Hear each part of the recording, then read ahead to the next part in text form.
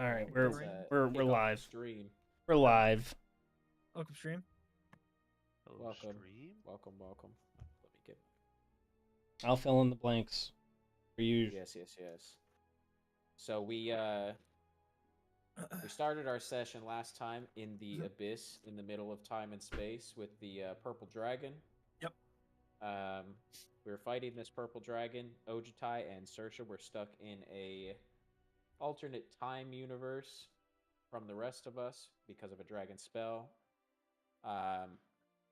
We ended up decapitating the dragon, and whenever that happened, we started hearing a voice whispering to us. I went to go investigate the skull, found a ring. Ojutai went into the other room before the fight was over and found a mask. And we kept following this voice, realized the voice was coming from a painting. Remind me what the dude's name was in the painting? One Constatory Esquire. Constatory, yes. Constatory Squire.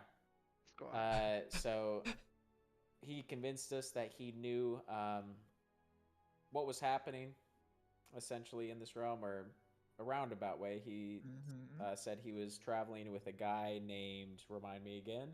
Garvin. Jarvin. And, With the G, but okay. Yeah. Yep. Garvin. Yep. And I forget what significance he said. They were like traveling in the mountains, and they found, what was it? Arvin was like searching for a lot of these masks and the ring that you got from this dragon. Yes. He was looking to be like a conqueror. They have some sort of significance, and during all of this, the squire was very adamant that we took him with us. So last decision I made was to straddle him on my back and go through the portal with him back to the mainland, and or back to the cave where we came from, and we met back up with Hack, and Hack was not too happy with our decisions of bringing more than we needed back with us. Apparently all we needed was the ring, but we brought back some extra stuff. So Hack is no longer our friend, not really on our side, and we are on our own. So we, after this little debacle, we made a portal. Yeah. After this little debacle, Rango made a portal. Yep. We jumped through, and we are back on the ship above all this destruction, right? Yes. And while we were learning that Hack was disappointed in us, Ojutai sent a message to Kenny where we learned that it had been like 16 or 17 days of real time since we went into this portal into the dark. So shit's been happening. I think he said the forces of Bahamut were here trying to kind of fight back against the forces of Tiamat. Yep. Yeah, a lot of shit has apparently been happening in this last 2 weeks that we haven't been here. Correct. I feel like that pretty much covers it. I don't think we really missed anything that I can think of.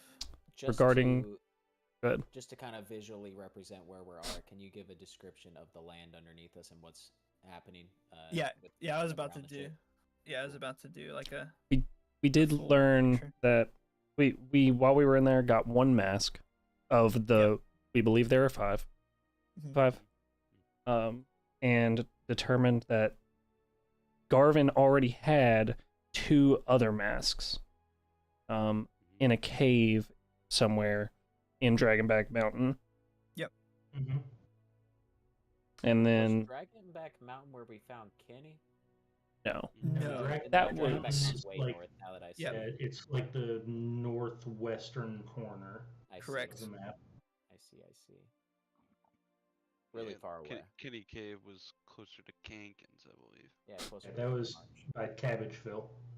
Yeah, I got you. I can see it now. Kankins. Might be time for me to get a new XLR cable. It's doing that little the gallop sound, you know what I'm talking about? A little feedback noise. It's starting to do that. It's starting to break on me. All right.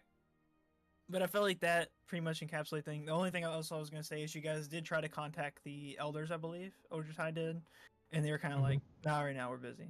Pretty much is what they said. Yeah. Sorry. So other than that, yeah. So basically, you guys, the ship has not moved where you guys originally kind of jumped. Remember, you guys kind of took it down and like hit it in the treetops a little bit. It was kind of just hanging out. And you guys kind of like battle bus dropped down above these mountains and found like the cave system where Yap Yap was and his little hidey hole. So you guys are still there. That's the kind of location you guys are still at. The ship has not moved, as you guys kind of instructed Kenny and Santos to kind of stay put. So you guys come back onto the ship. You walk out from the teleportation circle, and pretty much you see first you see Kenny and Santos just kind of sitting there making small talk to each other, which is kind of different. For Santos was more kind of reserved, and it seems in this passage of time he's kind of opened up, and Kenny and him, I guess they didn't have nobody else to talk to, so they made conversation with each other. They're kind of sitting on the edge talking, looking up at the sky, and as you kind of glance up, the entire sky above you is kind of filled with all kinds of different creatures and celestials and demons and dragons and all kinds of other stuff, seemingly just in a constant struggle and fight. You'll see blasts of fire shoot across, and ever occasionally you'll see a celestial drop out of the sky, or you see a blast of radiant energy come across in a dragon or a demon fall out of the sky, and it's just constant battle, and you can kind of hear the rumblings and the reverb from the sky is off in the distance. This battle's happening way up there. The sky itself kind of has like a reddish tint to it as you guys have come back up, and right now it's about kind of like sunset, and the sun's kind of about ready to fall over the giant mountains and kind of set, or sorry, it's falling over the ocean out to the west, and it's kind of coming to a setting point, and that kind of tints the sky where you see all this stuff going on. And it's strangely for all the destruction that is up there, it's a little bit of a beauty to it, with all the different colors kind of shooting across the sky as these creatures and celestials are battling up there. Eventually, you guys kind of take your eyes back off of that, and Kenny and Santos turn around and notice you guys, where Kenny kind of informs you of what's been going on, saying, talking about how Bahamut has sent forces down, and you guys are kind of in the middle of that conversation, and so we can resume there. So basically, Kenny has just let you know, like, hey, Bahamut seems to send his forces down, and we're kind of like at full pitch battle at this moment in time between Tiamat's forces.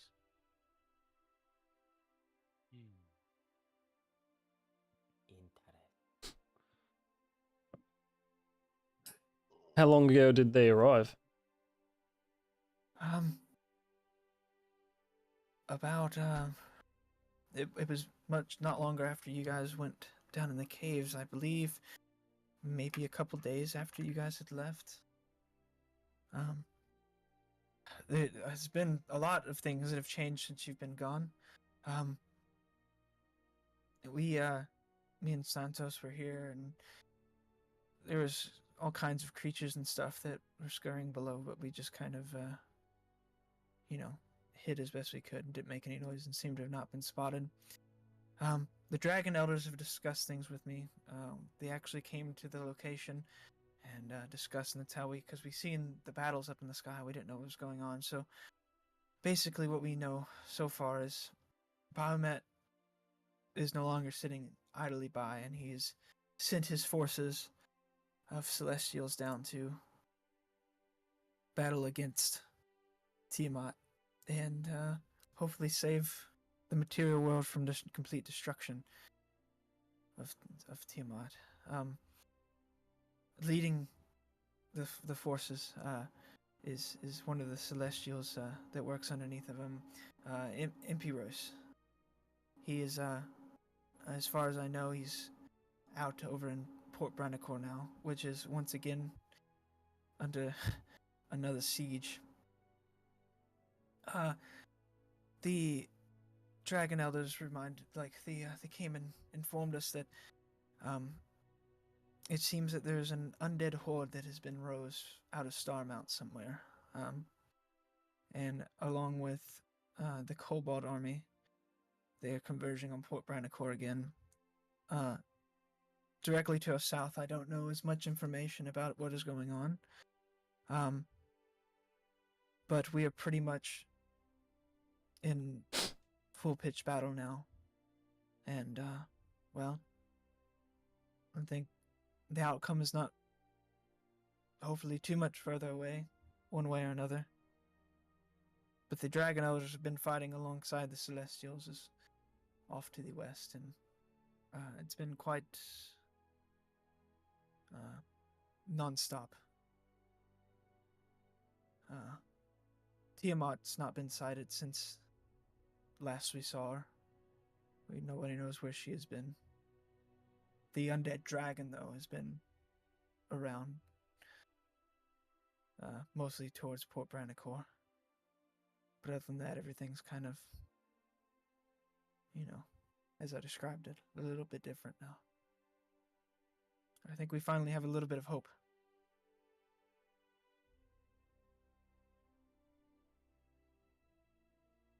How are you faring, Kenny?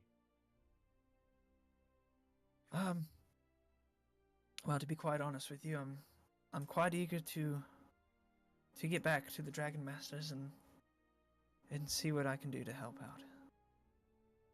With Bahamut now, his eyes surely fixed on us on this place, it would be great to work in his service, do what needs to be done. Wouldn't you agree, Ojutai?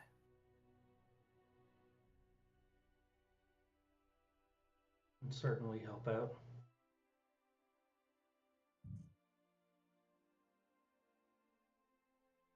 Well, shall we get moving then, or do you need some time to, adjust and?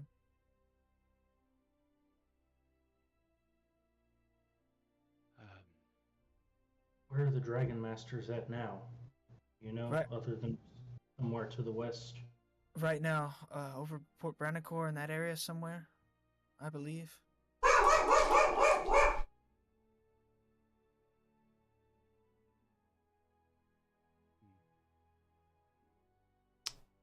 Well, I think we've got a few options on our hands.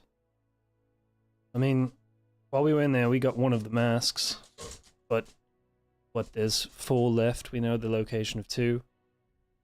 We don't even know what the mask does, do we? Not especially. They were worn by the previous Guardians. About it. And Hack said that they weren't needed, but it's possible that they could be useful. So if we could determine exactly what it is, then perhaps gather the rest of those.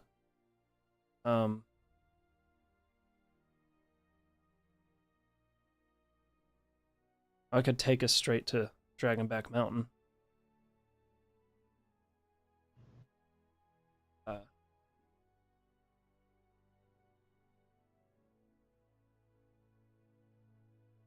I think it's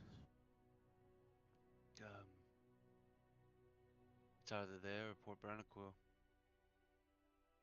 to help the elders against the undead dragon. Did we, from the level up, did we get a long rest, or are we still yes. sitting? Oh, yes? Okay. Yeah. Because you said it was sunset right now? Yeah. Okay. I mean, Yeah, you guys can still take a long rest if you would like to. But with on our way to the destination or something? On the Yeah. flying ship? Yeah. But you guys still have gotten the benefits of a long rest. Okay. Is the sky red because of the sunset or because of what's going on? It's a little bit hard to tell. Interesting. All right. Well, Gengu's looking over the edge of the boat, into all the turmoil, kind of just zoning out all the diplomatic talk and planning. Into the what? Sorry, where were you looking? He's just like looking out, Okay. trying to see what the world has come to. Gangu, as you're kind of scanning, looking up at the sky, you kind of just scan everything, and you look down towards the ground, and you begin to hear a commotion. It sounds like maybe some shouting of some kind, a little bit muffled down in the trees below, maybe a couple football fields away, a little bit more towards the north if you were facing west. Okay. Do I see any fighting happening where I'm? You can roll a perception check if you'd want, like down on the ground. You mean? Yeah. Yeah, you can roll a perception check if Yeah. you'd like. 11. 11. You can't see anything. You just are like hearing this, and it's a little bit faint, but it sounds like maybe a couple of voices, and you don't hear any sounds of battle. Like you don't hear swords clashing or anything like that. More just people kind of shouting occasionally. But it does seem to be getting closer towards you. Okay, I would like to just hold out my finger and point, and then just turn around and say, I think I hear something down there. I will go towards the edge. Okay. As you approach the edge, where Gangu's standing, you two kind of start to hear these voices, and they do sound like they are approaching towards your all's location. Any like, I guess, common language that we understand, or just mumbles? It's kind of muffled. It's a little bit far away and in the trees, but you occasionally can pick out like a word, like somebody shouting, like move, come on, like that kind of thing. But it is in common. It's in common tongue. Okay. I'm gonna like rest my hand on Gingu's shoulder and then fly Chuchi out All right. and go into his vision. So you fly Chi-Chi out, or you drop him kind of below the treetops. Just far enough. Okay. Roll a perception check for me with Chi-Chi.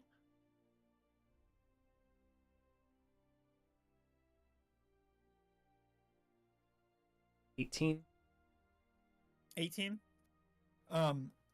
So Chi-Chi's down. He gets down kind of below the treetops, like looking around for the sound of these voices.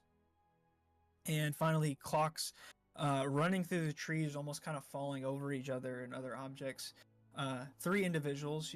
One is a man with kind of long hair, long brown hair, in full plate with a shield and a long sword, running towards your direction of your ship, with 2 others following behind them. One is another individual in full plate, but this is a dwarf, and the helmet he has on kind of has like goat horns kind of coming out of the sides of it, but he has a long red beard and some red hair kind of poking out of the helmet, but the helmet almost kind of covers up like half his eyes. It's like pushed way down, and then not far away from him is what appears to be a human, another human of some kind, with a green cloak, carrying a longbow and a short sword kind of strapped to the side of him, but the longbow with an arrow kind of already knocked,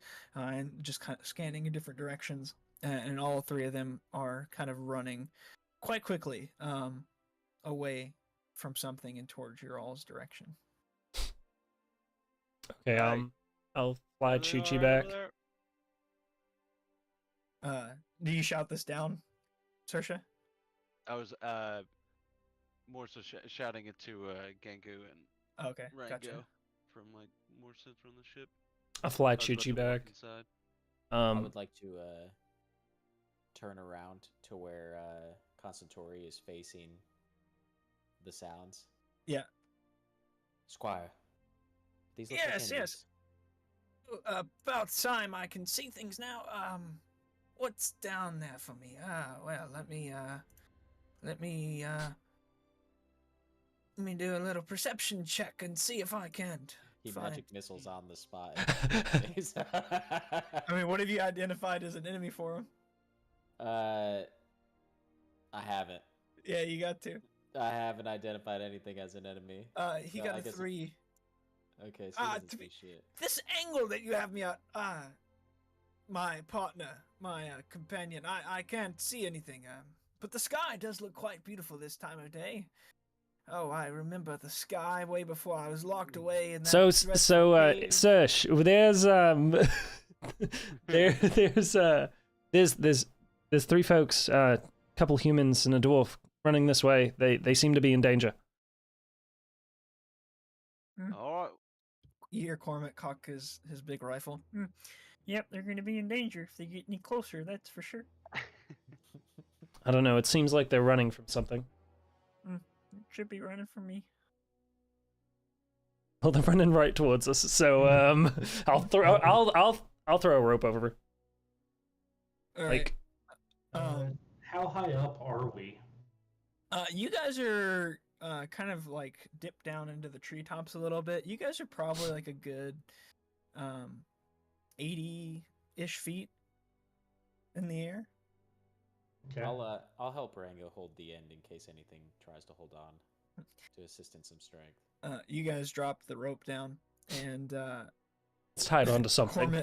Cormac lines up beside you guys and points down his rifle at the base of the rope. Well, Better as than Corbin nothing. has so clearly demonstrated, we've always been a great judge of character. So I'm gonna leave that to you guys. If they seem cool, invite them in. We're about to. I'm going in to make din. I go inside the hole, or inside the quarters. Yeah. As you said, you're going to make dinner.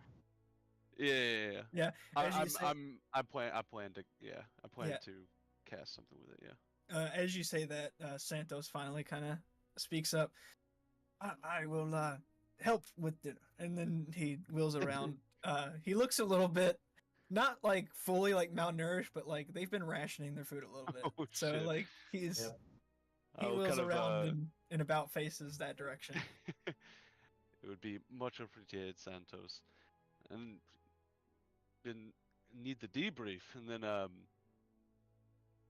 I'll as I like walk past Kenny, I'll take a moment to kind of gently lay my hand on his shoulder as I'm passing, like, thank you for always being brave, Kenny.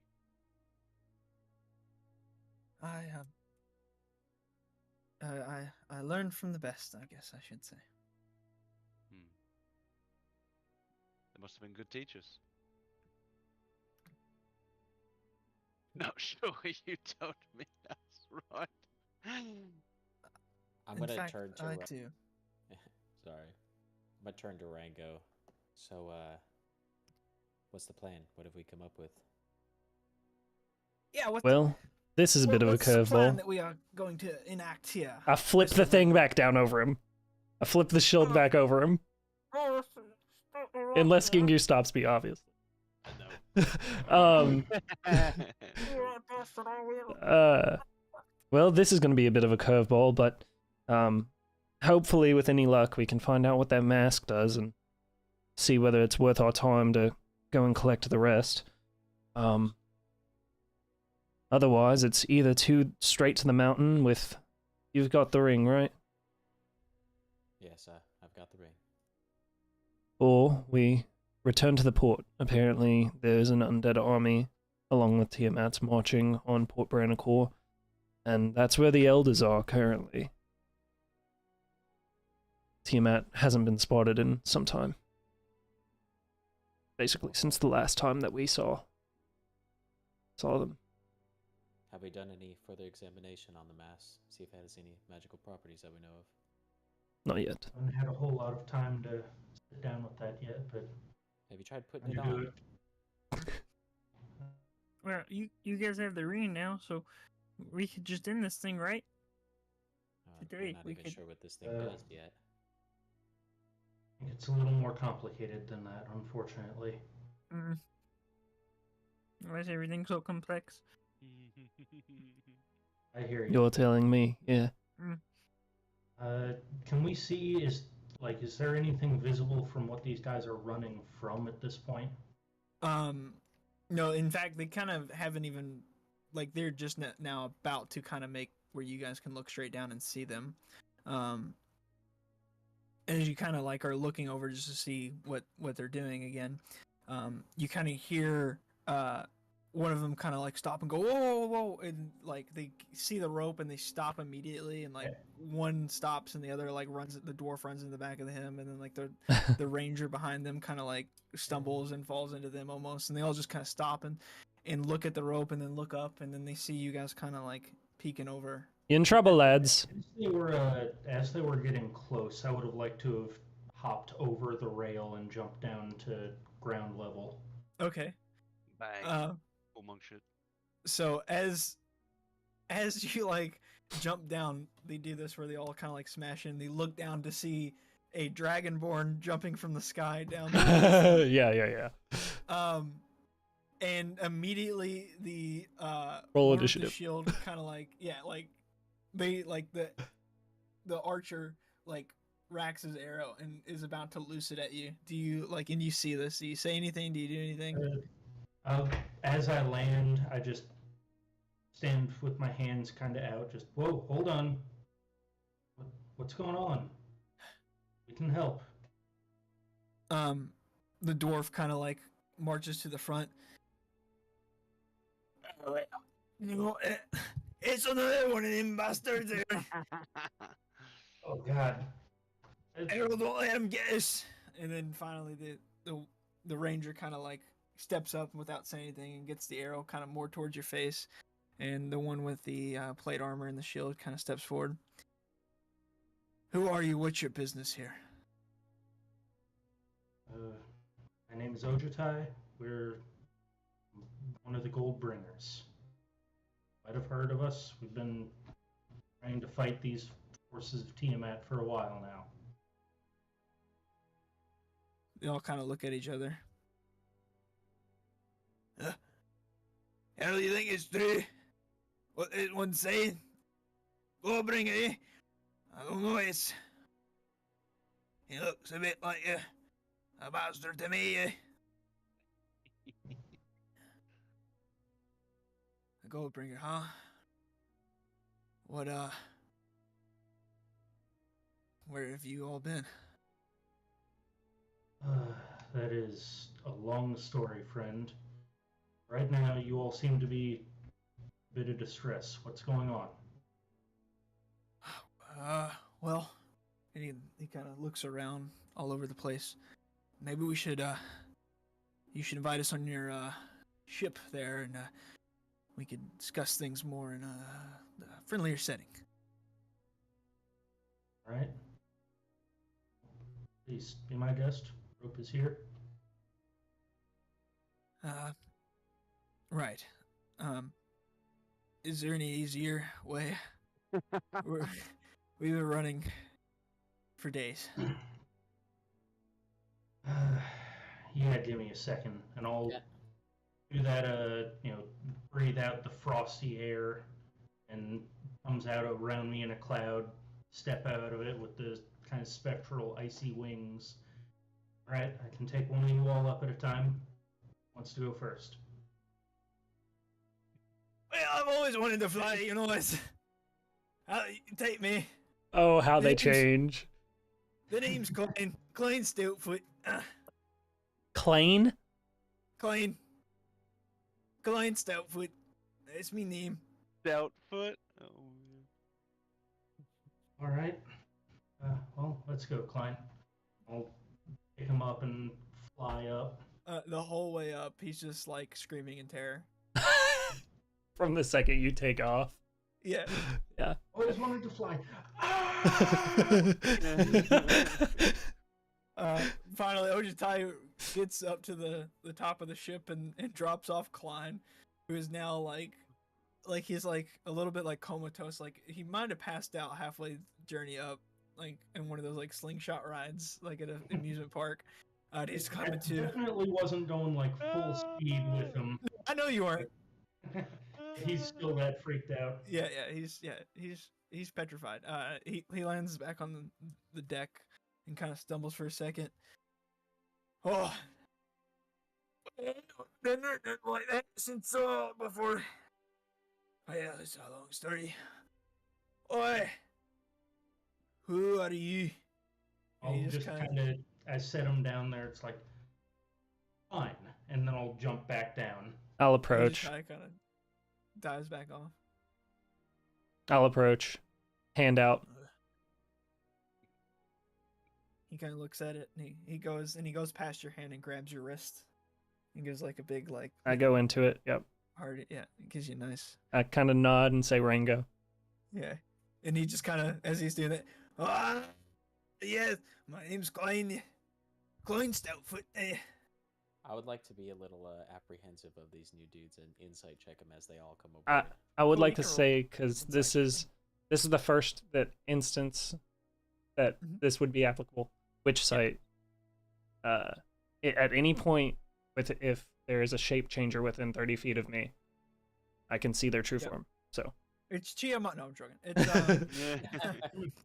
no, it's Orin, the crafty wench. No, Klein is in fact a dwarf. It's a kobold in a dwarf outfit. No, it's not even an illusion, actually. God damn it! It's just Klein. My one true weakness, makeup. I don't insight anything. I want that on a t-shirt. I want that on a t-shirt. It's just Klein.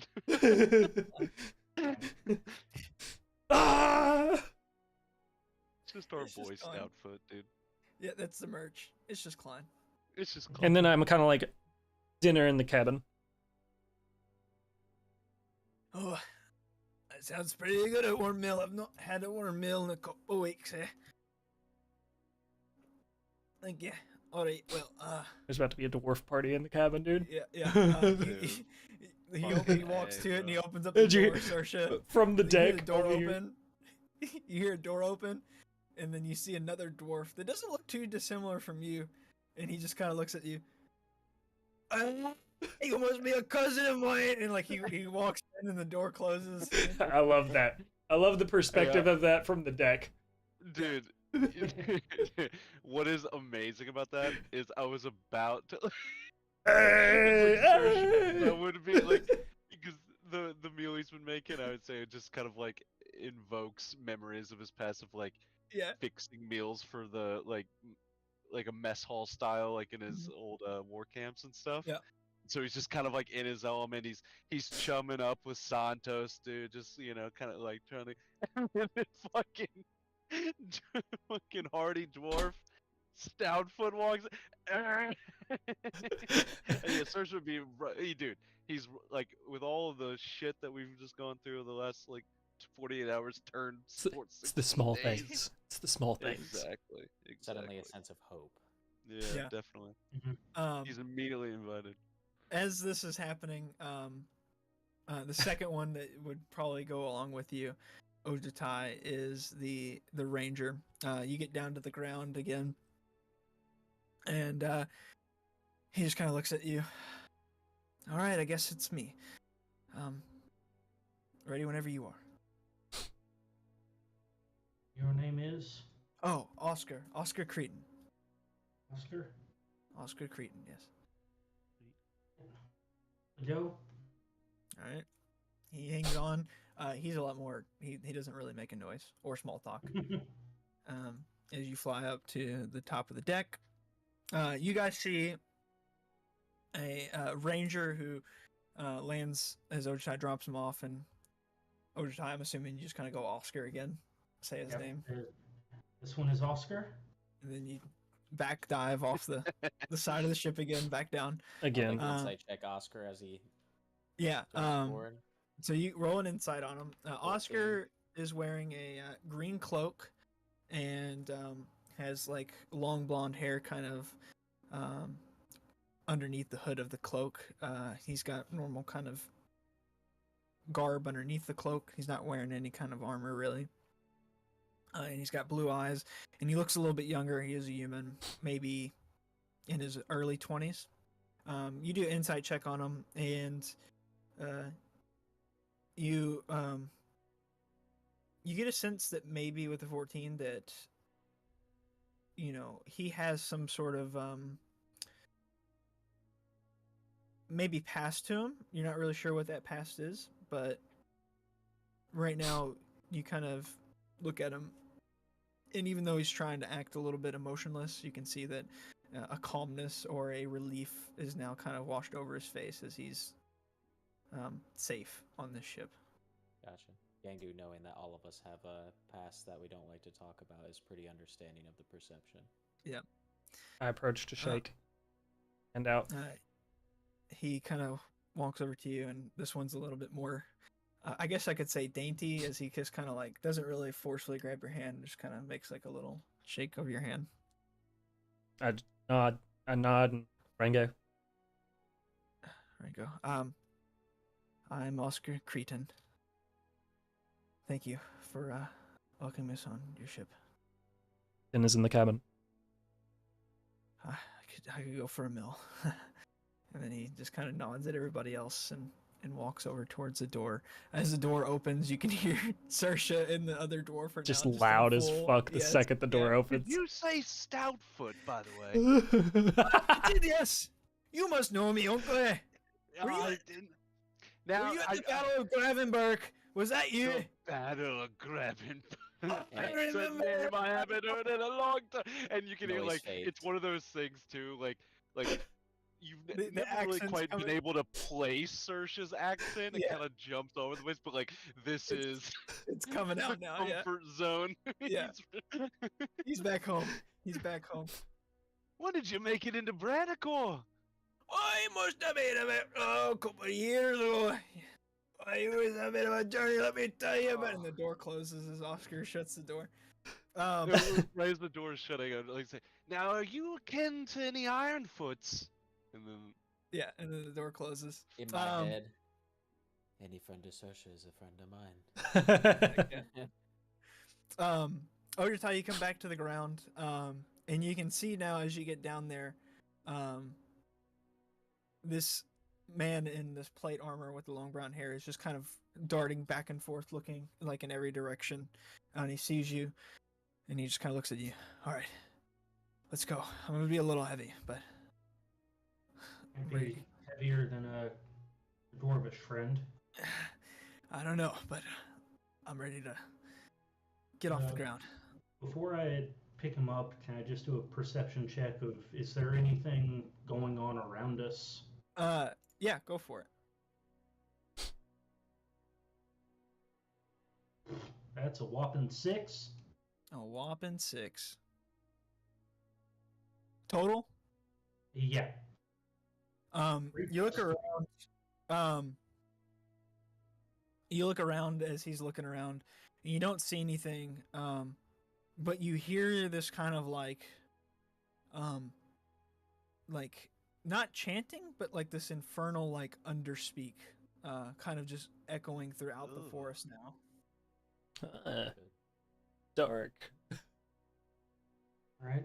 I don't blame you for wanting to get out of here. Thanks. Name's Harold, by the way, Harold Kenkins. what did he say? I just stop in my step towards him like Harold Kinkins. Alright. And then pick him up, fly him up there. Cool. You take Harold up, and you drop him on the deck. And for the first time since you've seen him, a little bit of relief kind of washes over him. He kind of puts his hands on his knees and sheathes his sword and kind of stows his shield on his side. We never met this. No. This is the son that old man Kenkins told about working at the wall. Gotcha. Yes. Nice. Yeah. And And his other son is dead. Yes. Yeah, you guys yes, killed him. make sure of that one. Ooh. Yes. I know something about Reese, dude. We still Yeah. like. I hope he's not dead, bro. I love Reese. Same. When I get up there, I'll touch down, get rid of the wings, and this new friend of ours is Harold. Harold Kinkins. I will have been approaching to like put my hand out, I turned my head. and I'll kind of raise my eyes at the mention of Kenkins. He's gonna do an insight on you. On me? No, on Ringo as you raise the eyes. Are you trying to like hide that fact? I mean, he got a 21. So how are you? He got a pretty good read on you. How are you? I mean, I'm just like, it's a genuine reaction. Yeah. Like, oh. Knowing that I would know the name. Yeah. You, do you know me from somewhere? Do I know you from somewhere? I believe that we know you, but I don't know that you know us. Rango, and like I said, hand out. Yeah. Does he shake my hand? Yeah, he just kind of reaches forward and shakes your hand. Okay. Rango. Oh, you're one of the gold bringers. Yeah, that's... Okay, that makes sense. We heard. We are all the gold bringers. Yeah. You've met your parents in Cabbageville. They were some of the first people that stuck out for us here. Has it been recently that you talked to him? Are they? And, well, before all of this mess has really started. Right. Do you know if they're using my crop A month or serum? two. My crop serum. I haven't been home in a while. We haven't been to Cabbageville for some time. Got it. Well, I'm sure they're fine. Hopefully.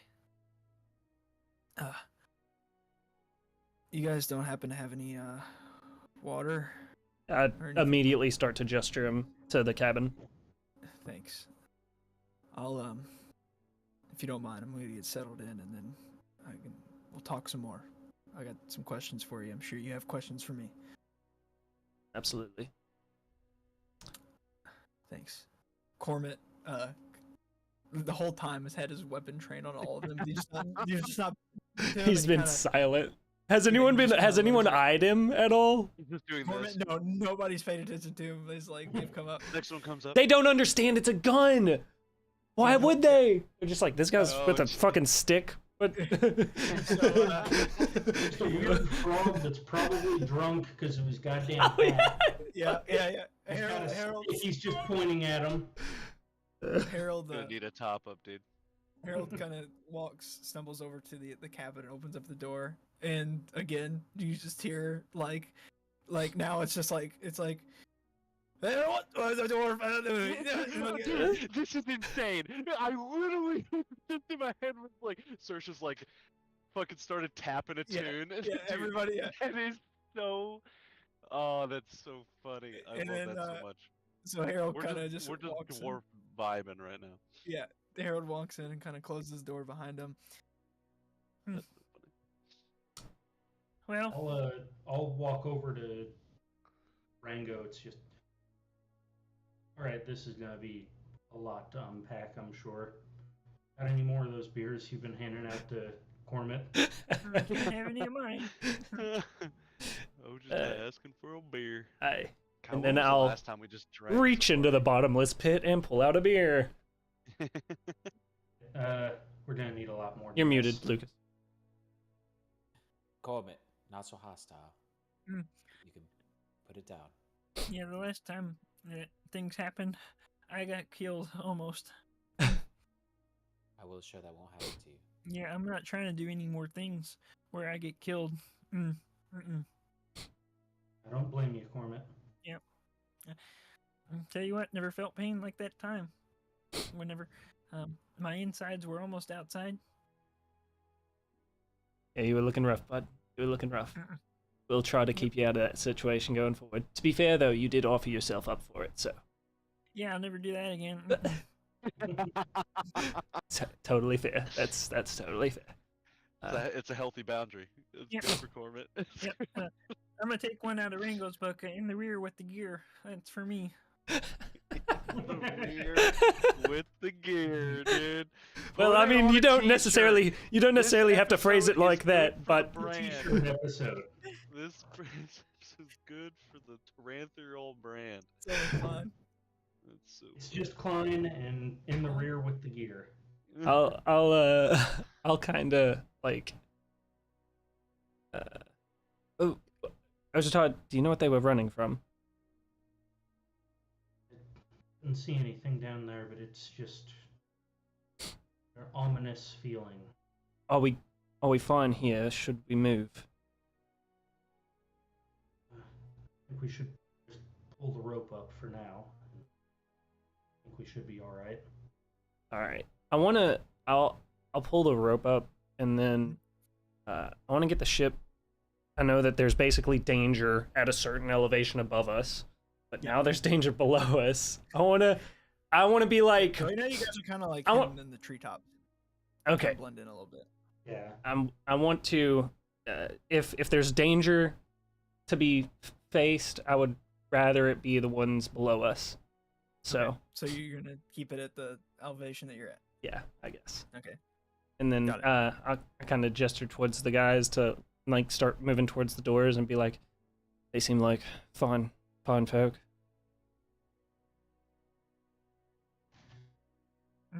I'll be the judge of that. Mm-hmm. Or they've seen quite a bit in here, down on the ground this entire time. Imagine so. Then open the door and get in there. Open the door to the fucking chaos. He would like to go to the bow of the ship by himself. Gangu kind of walks opposite of everybody else. We'll get to Gangu in a moment.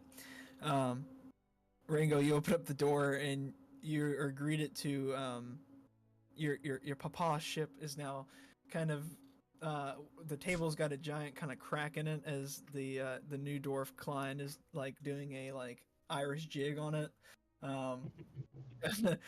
And the other two are just kind of watching, like shaking their heads at this dwarf doing an Irish jig. They're not really getting involved, but Saoirse's fully involved. He's like tapping a beat and like they're both kind of singing.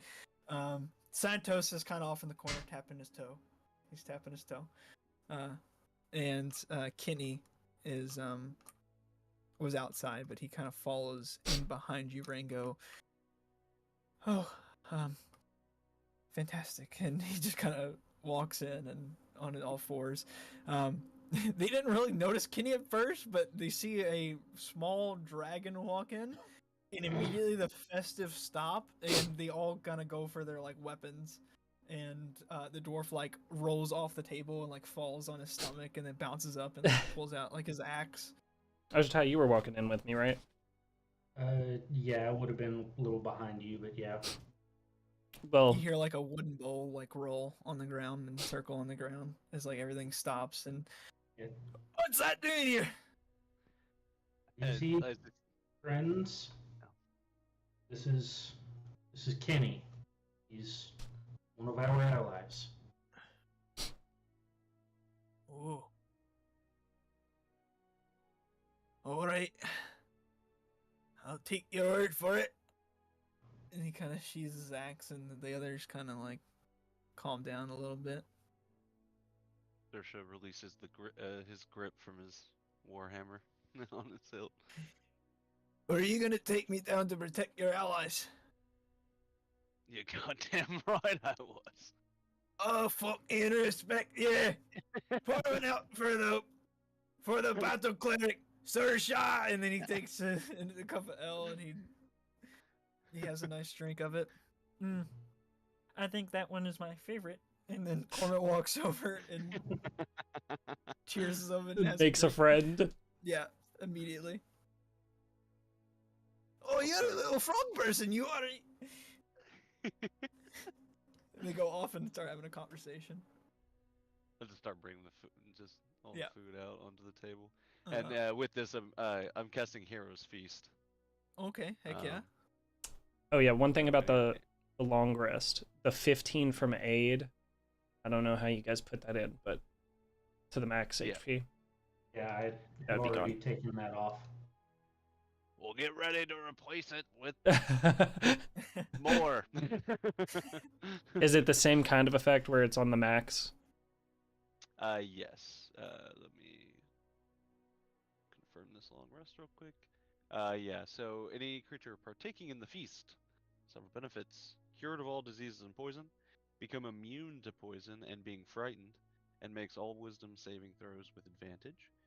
Hit point maximum also increases by 2d10, which I will roll now. All this is over the next 24 hours. Immunity to No whammies? poison Big and whammies, frighten. boys. That's a 1 and a 2 for a total of 3. Nice. 3 Additional hit points. That's tough. Thanks. Fantastic. I feel slightly more strong. Yeah.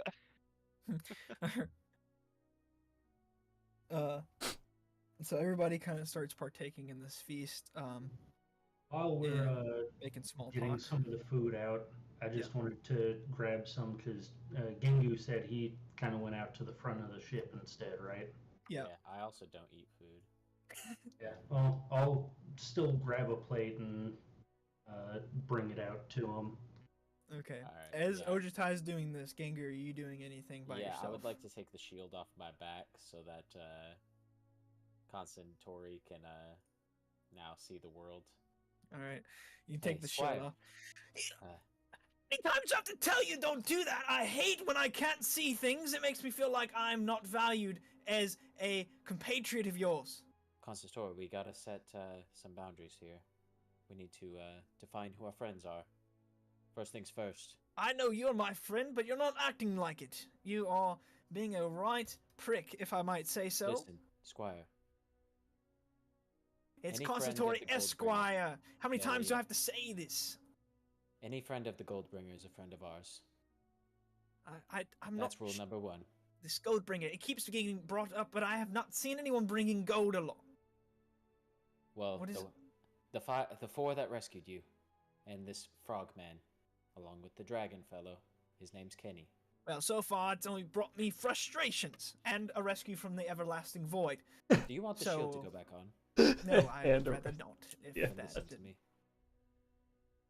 Any friend of the Goldbringers is a friend of ours. You hear me? No magic missiles at them. Well, I would never. No. Only magic missiles reserved for, and then like, it's like kinda like Input an enemy error. here. It's like he's like, I would only ever, launch a magic missile at entry not found, and entry not found. That's rule number one. Rule number two. If anyone comes with hostility at my back, they are not my friend. Okay. So, anyone that I deem hostile to you from the rear. That does not qualify for rule number one. They must not be friends of the Goldbringer, and they must be hostile from the back. Right. Are Okay. we clear? What if they are hostile from the front first and they make the way to the rear? Well, then I suppose you won't have to deal with that, because I will be dealing with that. I must say, sir, that sentence kind of goes kind of hard, as the kids might say these days. Yes. Now, before I cover you back up, Correct. Do not do that, please, for the love of God. I will Why? behave. listen to me. I am being have now. You do not need to do that. I'm being have now. Being hay. Oh, put it on it. Tell me more about this ring. The ring. Yes. When I got here, it was there in the void. Upon arrival, with my good friend Garvin. Yes, Garvin was there, and he took me into the portal with him, and the ring was there. And what was Garvin wanting to find about that ring? Yes, apparently it brought him some sort of power. Beyond any other power, it gave him the ability to change the fabric of reality as it was, I believe. I think that's what he kept mumbling in his sleep, as he clutched his sword and, made his prayers to his many deities that I'm not sure he really believed in any of them, but, he was the one that wouldn't take chances on maybe not being right. So he kind of worshipped a lot of things. But that's besides the point. I forgot how he found out about the ring. He something mentioned of I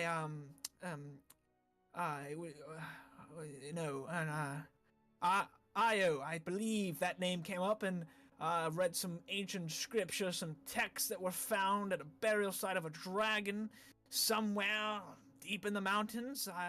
And we took that information, and that's how we found the hack and his dreadful cave, and what a dreadful character Hack was. Garvin seemed to really like him, but he was not my favorite of an individual, as I've already stated previously. We But can that's agree how on that. that's how we found out about the the dark and the void and all of that stuff. And despite Hack's, best efforts to make Garvin not go to these voids and all the dark and all that stuff, we still went. And Garvin lasted about 8 seconds or something like that before he was split in about 3 pieces. And he was sucked up into the sky, the void, and Garvin was never heard from again. Fucking. Does that answer your questions about the ring? Is this all you know? Anything else I should know? Oh, I know a lot of things. Garvin's great aunt Nancy was she No was more great. about Garvin. Garvin! Garvin! Oh, Yes, well, he was my last companion. We were together for some time. Well, besides I asked you about the ring, not Garvin. about the ring. Let's see. Yes. I was around back whenever I believe they said the ring was used on Dragon Top Mountain the last time Tiamat had battled here with Bahumet's forces. Which, based on what I'm looking at the sky, it seems like I've traveled back in time, just like the old days.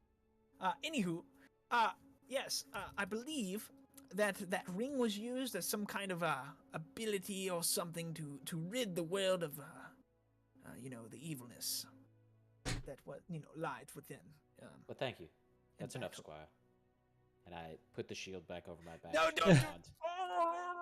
Otatai, how's our new companions? Right about that timing, I'll be walking out with a couple of plates. Just, Ursha had made something special. Figured it wouldn't hurt for you to at least try to enjoy it. Well, I'm not much for food. Yeah, but figured you might be able to Dump it in. toss it in your chute with the fire salts. Get something out of it. That. Just dump the plate in there for him. Yeah, I'm not sure that did anything, Otatai, but I appreciate a good meal when I see one. Does he get the benefits? It doesn't say anything about automatons in here, so. A little bit outside the standards of the rules. It's weird. I'm the creature. This is a creature. Thematically, I'm gonna not take the benefits. Okay, all right. I was willing to allow it, but yeah. Nah, we're good. We're good. I'm a wise fella with my wisdom of 14. We got this. So, how's our new companions? You said one was Kankins. Yeah, the third one I brought up, he was Harold. He was son of. We ever did Kenkin's first name? Old man. Just dead. All I remember for him was Jenkins. Old man Kankins. Yeah. And That's all. wife of That's all we knew him as. Yeah, they were Old son of a man.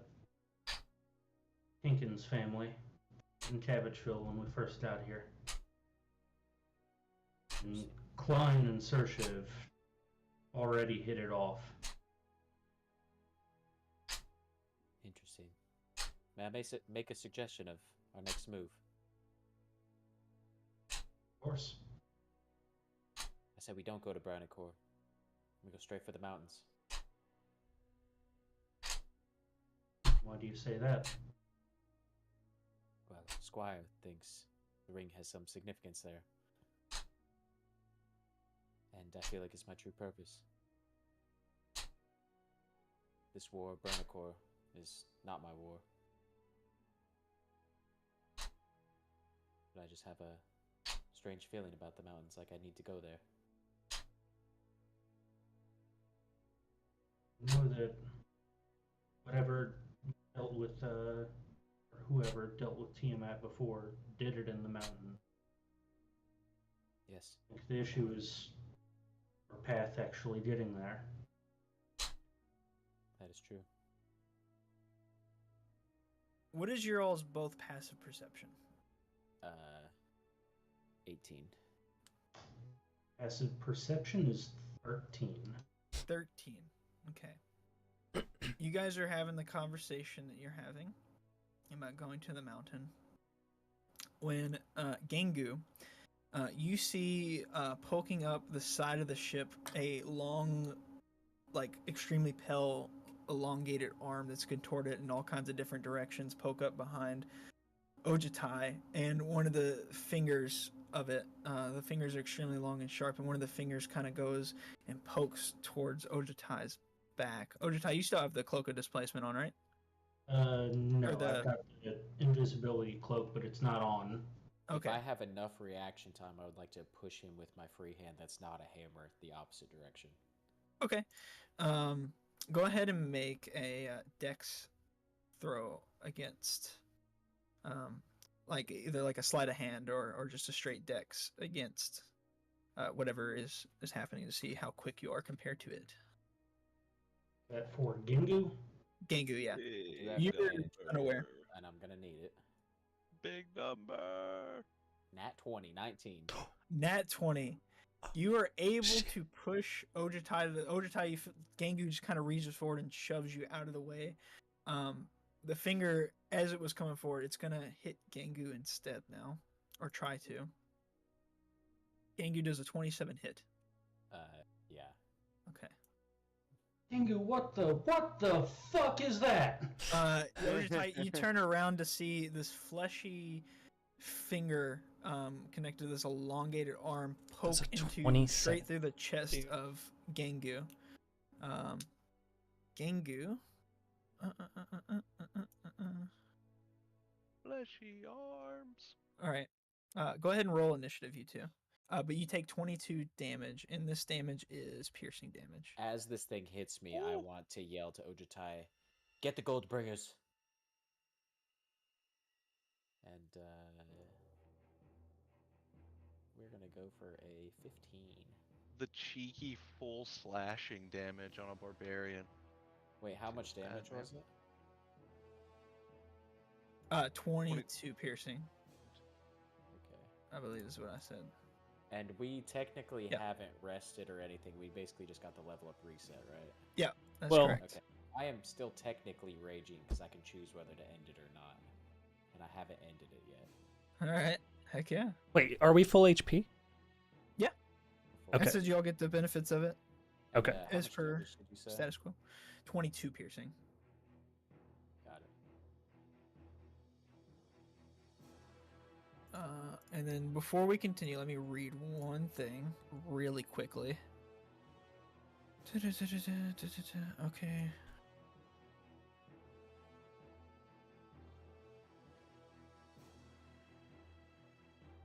All right, cool. I thought that is how it worked, and it is. Ojitai, what'd you get? An 8? Is that what I saw? Yes. All right. Rango and Saoirse, you guys can go ahead and roll yours if you want, just so that way we can throw you in the order, and it'll be kind of Ojitai and Gengu will always be before you, no matter what you get, because they kind of are actually in the battle. So I'll make note of that. 5. We just did like a full round before them. Seis. Yeah. Hell yeah. Numero Doing good. Seis. And then Rango, Saoirse. All right, got it. So, Mr. Gengu, it is your turn to react to this thing. Basically, this arm has stuck into you and it pulls itself up. And what you see before you is this very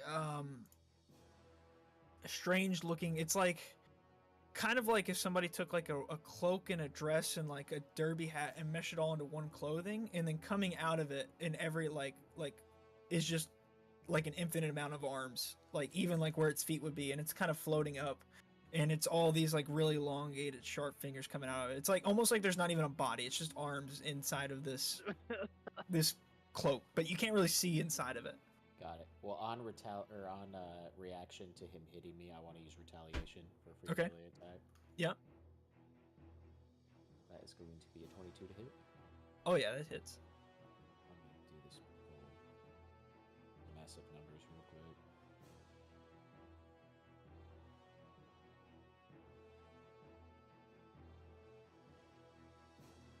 That is going to be for 42 damage. Oh yeah.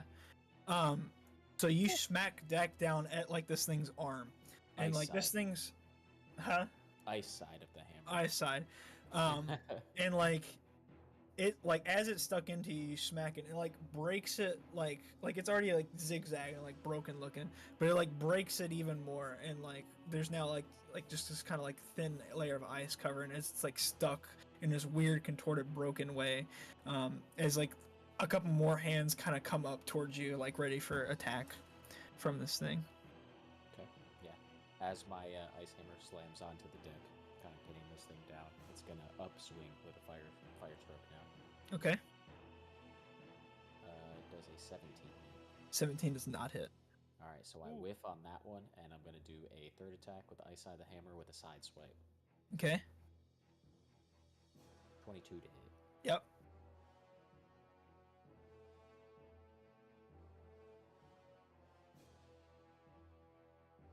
Going to be for 30 damage. 30 damage.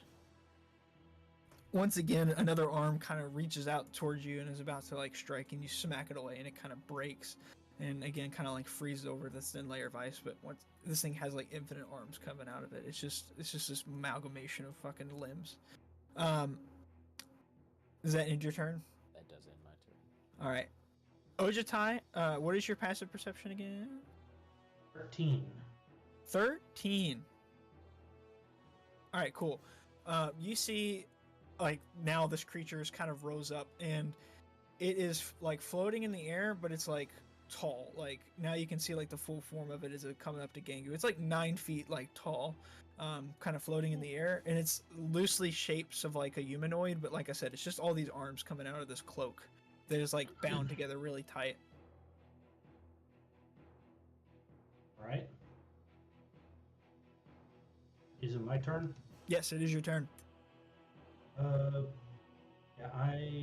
how far away from the door where Rango and Saoirse are? would I be? You're probably like you are at the bow of the ship. The hull's kind of like at the other end. You're probably like a good like 30 feet. It'd probably take like a full round of movement to get there. Okay. Well, you Joke's have on 50 you, I've got feet, so- 50 feet of Yeah, movement. you could get there. Yeah, no I problem. can get there and back. Yeah. Yeah, I will go over. First, I'm going to take a couple of swings at this thing. Okay. Slice number 1. That's a 16 to hit. Nope. That works. Swing number 2. That's a 28 to hit. Yep, that'll hit. All right. Does this thing have any resistances to where I have to roll this separately? What damage are you doing? Slashing and lightning damage. Nope, you're good. Cool. So it's going to be a total of 6, and I'm going to use a key point, try to make it a stunning strike. Okay.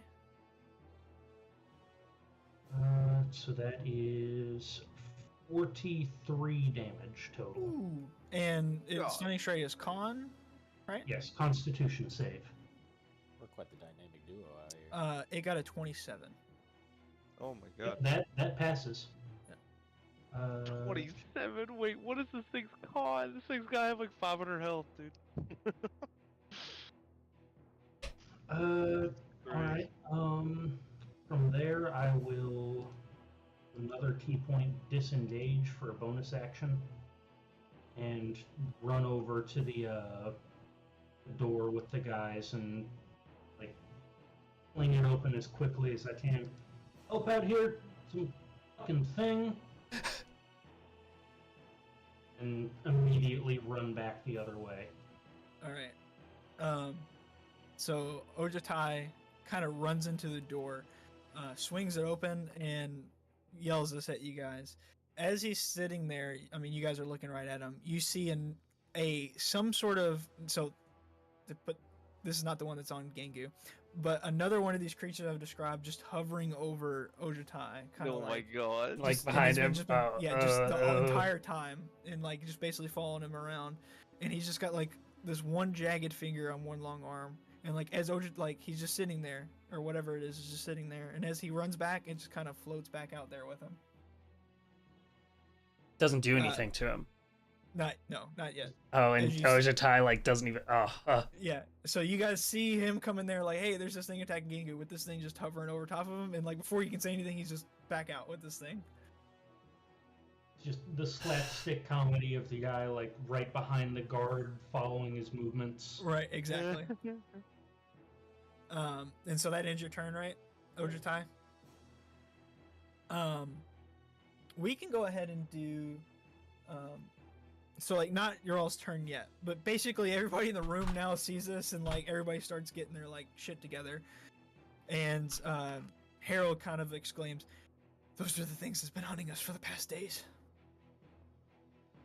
And they all kind of get real serious now, and like obviously all the joyousness stops, and the three that have now boarded your ship as friends, ready for battle. Cormit cocks his gun. Everybody's ready to go.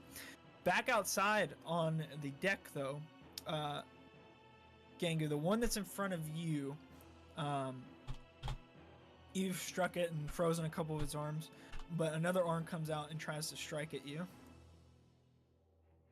And a 13, I'm assuming, will not hit. Does not hit. Nope. All right. And once again, another strike. 28. It does hit. That is another 14 piercing damage. Okay. As Ojatai is running back out, another one of the hands, as it's like stabbing you, another one of the hands kind of pokes out of the side of the cloak, and this ray of poisonous energy shoots out of the hand towards Ojatai. Is your invisibility operational now? It's not up. Okay. 24 to hit you. 24 does hit. All right. This is 12 poison damage, and I need you to make a Constitution saving throw. Okay, I am immune to poison. Oh, poison damage? Or The effect is just I'm poison? immune to poison. Is All that right. from the feast? No, I Well, think he had actually, that yeah. anyway. I had that anyway, but with the feast, also yes. I read it as it's immune to the poison condition. I don't know if it negates. Does it say Let me condition? look through this. I'm gonna look at the character sheet. Straight. Says become immune to poison. Yeah, Let's 10th see. level, your mastery of the key flowing through you makes you immune to disease and poison. That is the entirety of the ability. Doing a Google search.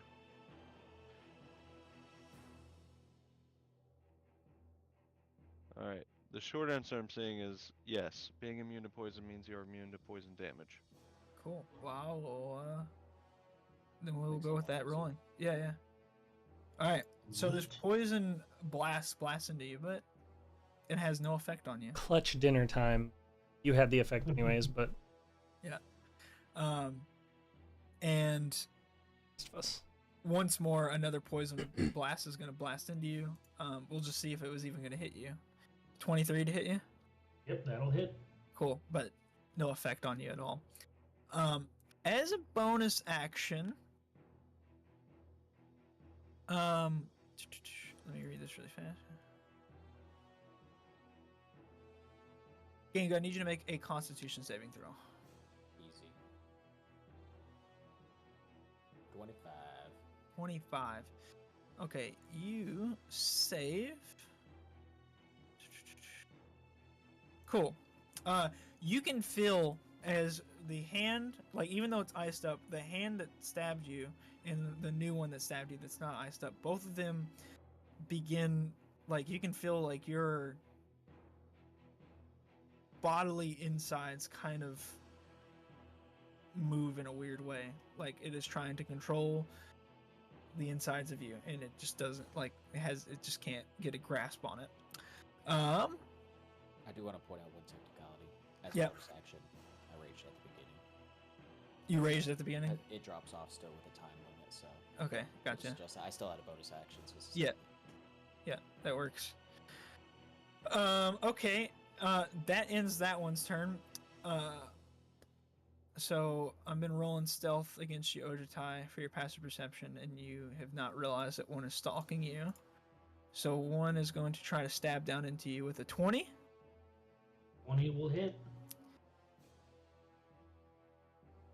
Ojitai, you feel a sharp pain as something sharp pokes into the back of you, and as it does, you hear these kind of infernal whispers coming from Ooh. basically like breathing on your neck, and it's just this kind of like whispers. Another. He understands Infernal now, right? Do you understand? I understand Infernal. I understand all language. All right. Smart. Yes, smart boy. All right. These whispers that you hear on coming from behind you. I will farm your rumors. They will be mine. Is he pleasant? Or humorous? A 27. Does that hit you? Yeah.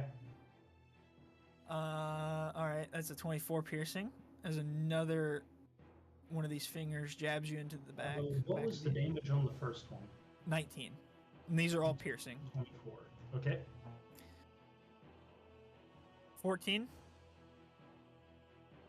Hit? to hit, yeah. Nope. All right. And then the last one, another 27. Yeah, that does it. 21 damage, piercing damage. And then I need you to make a Constitution saving throw. Okay. I don't think I've God. rolled single digits. Oh god. Oh god. That's a natural one. A natural one? Right. Yep. Right. So your your strength, dexterity, we'll go with your strength for this one. Your strength is reduced by 1. Okay. And Mind that roll. you feel as something you feel as like your life force is kind of being actively drained out of you. You're not losing any HP from this effect, but you literally feel as like something is just getting sucked out of you right now. We'll get back to that in a minute. Let me make a note of that. Oh no.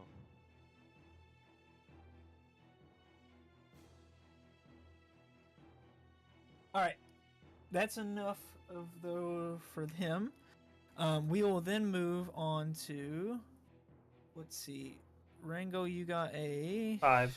5. Sersha's before me. Yeah. So 5 and was it a 6 respectively? I think for you guys. Yep. Yeah. Yeah. Right. Okay. Sersha, you are up.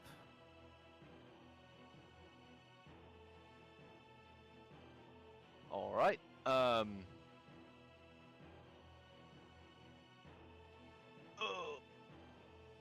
So I kind of turn to Klein and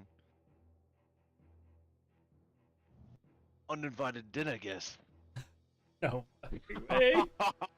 Klein does not look like humored by this. He looks a little bit terrified, and they've been following us for days. There was 7 of us that made it out of the caves. It's just 3.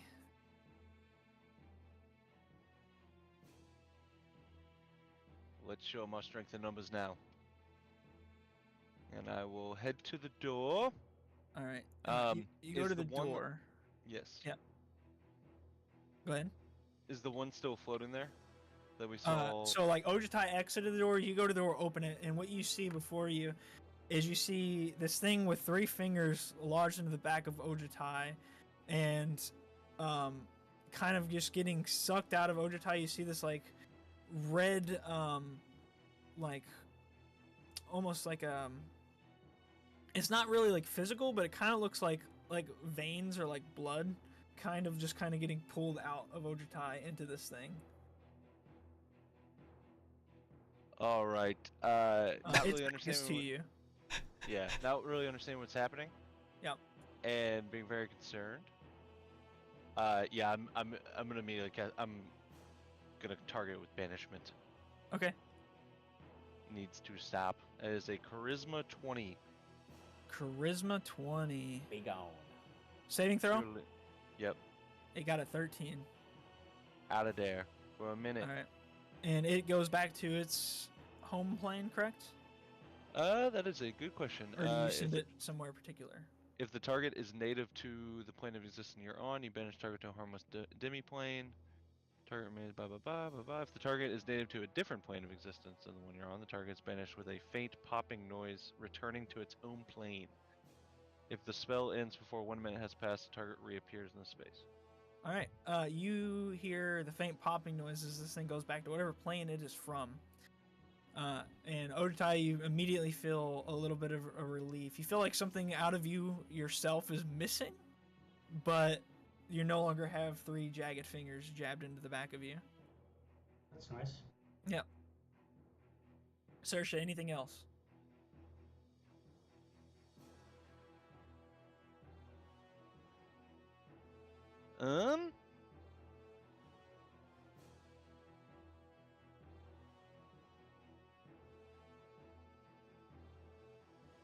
Nope, that'll be it for me, Bob.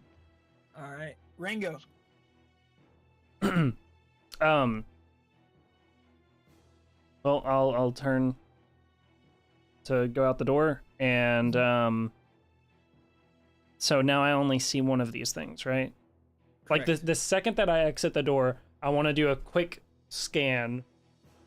Since obviously Ojatai wasn't aware, I want to, like, you know, make sure that there's only one out here. Okay. Do I need to, like, perception check or anything for that? Yeah, go ahead and roll a perception.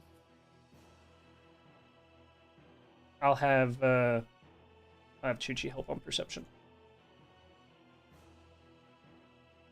13. 13. You kind of quickly look around, and you don't see anything else on the ship except for the one that is now, disappeared was there. Obviously the one on Gengu. But kind of raising up from the treetops all around you are more of these things, like kind of off in distances, different varying distances, and they're just kind of contorting. And then some of them just kind of blink out and like are gone, and then some of them kind of like sink back, and then like some of them float off. Some of them like start to get closer towards you guys. Okay. But there's like probably like 10s is a good number, Okay. or kind of just floating around in different areas of this forest now. How far am I from the controls? You are you'd have to kind of like run out and then up around and then back up on top of like the hole where Yeah. you guys were. How many feet is that? Vertically it and would- horizontally?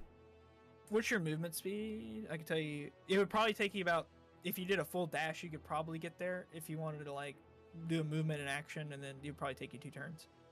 Would it be If an... you want to take a dash action. What would it cost can me get to get us moving? Once I'm at the panel, the controls. It would also take an action to manipulate the controls.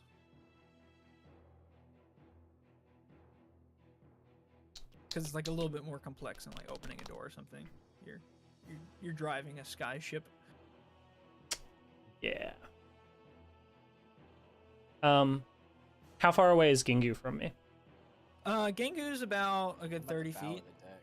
Yeah, about 30, 40, somewhere in there. Okay. Let me see.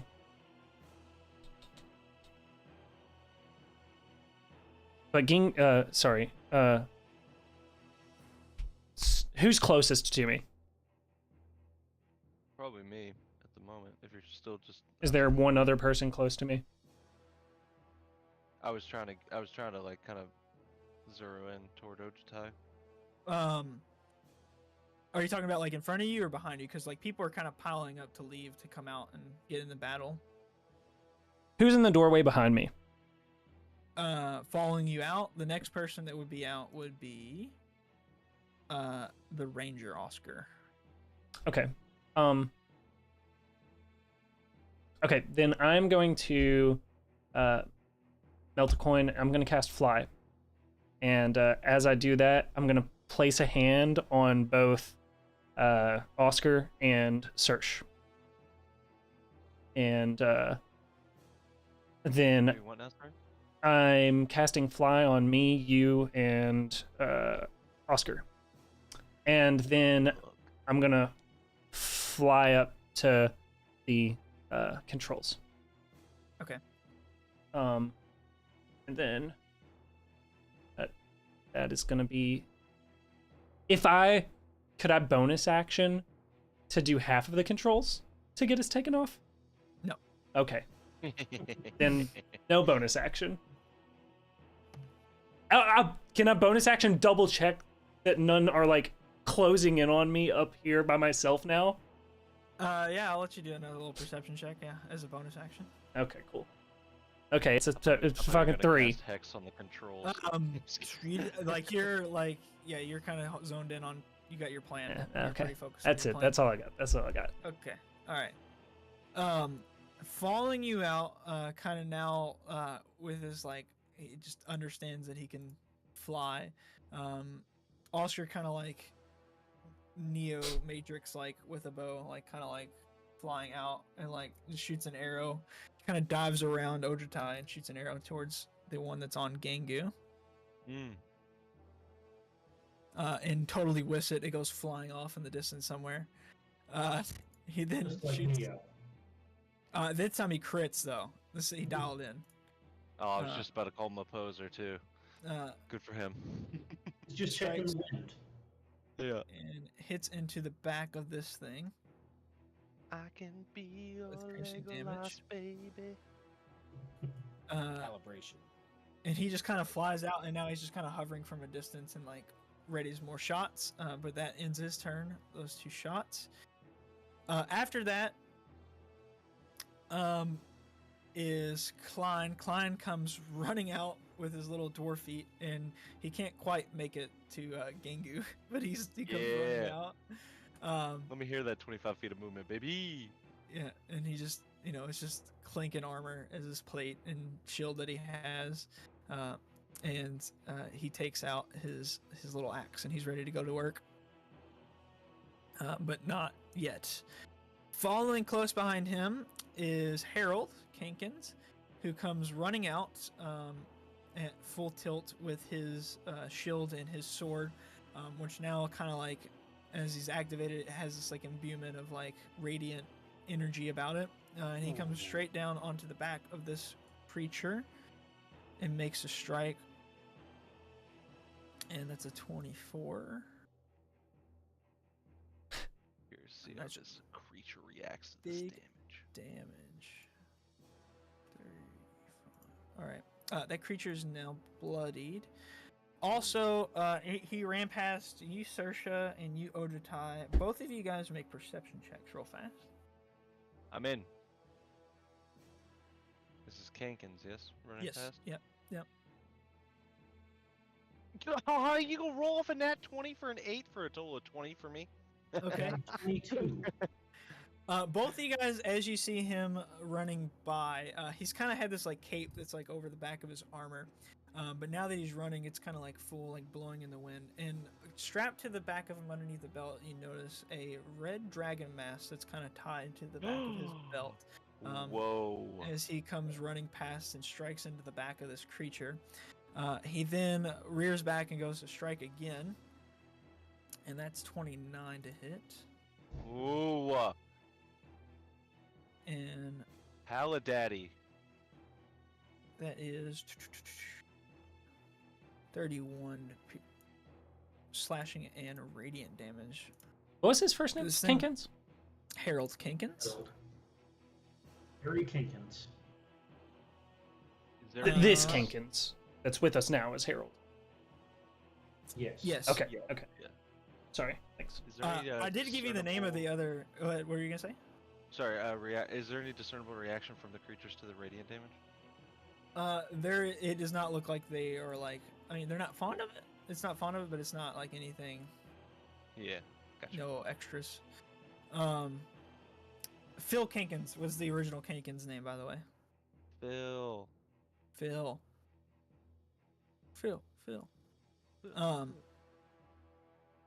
And that will be his turn. Following close behind him is Cormit, who just kind of stumbles out and like almost falls over and like takes a shot at this this creature that's on. Oh, it just It's on Gengu. And there's like he's like like the drunken boxing fighting style like that Oh, too. yeah, Like dude, he yeah. comes out and like strikes true and hits it with a 22 on this thing. And so that is I forgot how much damage that he does now because of this fucking rifle. That is 34 necrotic damage to this guy. Yeah. And Cormit is gonna fire one more shot. Ooh, that one doesn't hit. He loads and he steadies himself now and he aims true and it completely misses. He wasn't stumbling this one. And following close behind that is Kenny. Kenny comes out and is about to breathe a breath weapon, but kind of notices like that would fuck up pretty much everybody in front of him. So he decides not to do that and decides to kind of fly off and claw into the back of this thing. Sort of like it did to Gengu? yeah, sort of like it did to Ojitai, but he misses with the first claw. Goes in with another claw, crits. Ooh. Talk to him, Kenny. 22 slashing damage, and as he claws into it, he hangs on and bites into it. And rolls a natural one, and he bites, and you hear a crunch as he misses and bites really hard, and you see a little dragon tooth fall out No. of his mouth. He's losing his baby teeth. He's losing his baby teeth. And all right, so that was 22 He originally. had too many ribs at dinner, dude. He has no room for arms. No room Santos left for arms. Santos did not come outside. And he's just sitting there chowing down. Yeah, he's. I'm just He's gonna ignore it. holding the gold that we will then bring. The you bad know? creepy arm He's- demons aren't real. I'm just gonna keep eating my food. That's right. Uh, If I don't Gengu look is at it, it can't hurt me. Gengu, it is now your turn. You hear the muffled like voice of just Constantine Oh trying to my yell at you. God. As a, if you allow it as a bonus action, I would like to take the shield off my back. Yeah. You rip the shield off the back. Finally, I know. Oh my God, there's demons all over the place. And there's still one in front of me, right? Oh yeah. All right, I'm swinging. Swing. 17 to hit. 17 does not hit. All right, well I'm swinging again. All right. 22 to hit. 22 does hit.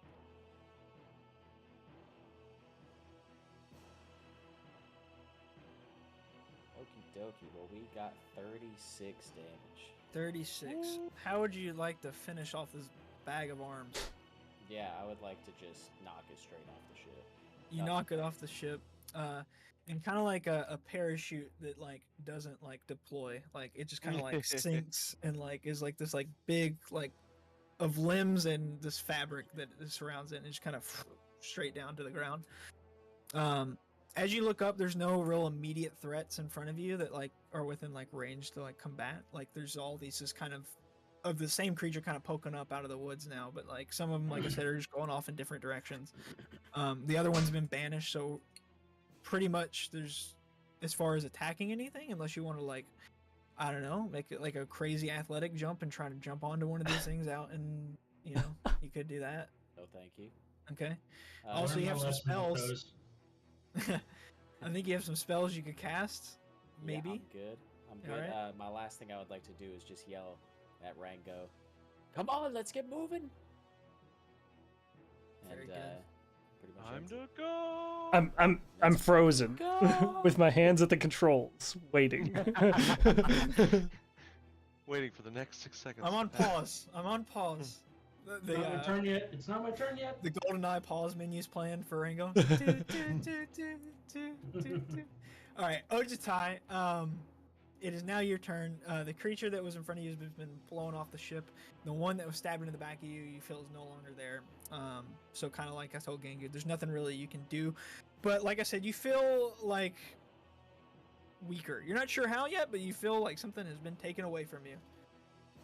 Yeah, I'll kind of stumble, use the sword to kind of catch myself on the ground. And just look up, start looking around, noticing all of these things coming up. Are they flying upwards much, or is it just like up to the treetops kind of, and that's it? Yeah, kind of like towards the treetops. Mango, we need to go up now. That's all I got. And you can repeat a Constitution saving throw if you would like. Another Constitution saving throw. That's a dirty There you 20. go. There you go. All right, got it. So you So you don't have to lose any more points in anything, but there is an effect still on you. Okay. I still down the one strength point. Yes, you are. But I was gonna make you roll to lose more, but now you're good. Okay. And I guess I'm sorry for one other thing. Just Yep. Where is it? Second wind to gain some of my hit points back, but that's it. 10 All right. plus 4. You cannot heal. Oh, Oh. Naturally I or would not have magically. known that. Yeah. So That was the effect that I was waiting on you. So I think you still use it. yeah, I would not have known that. So Yeah. But you feel yourself try, and you're not regaining any of your health back. It's not happening. cool. All right, that's all I got. After that, Saoirse, is you.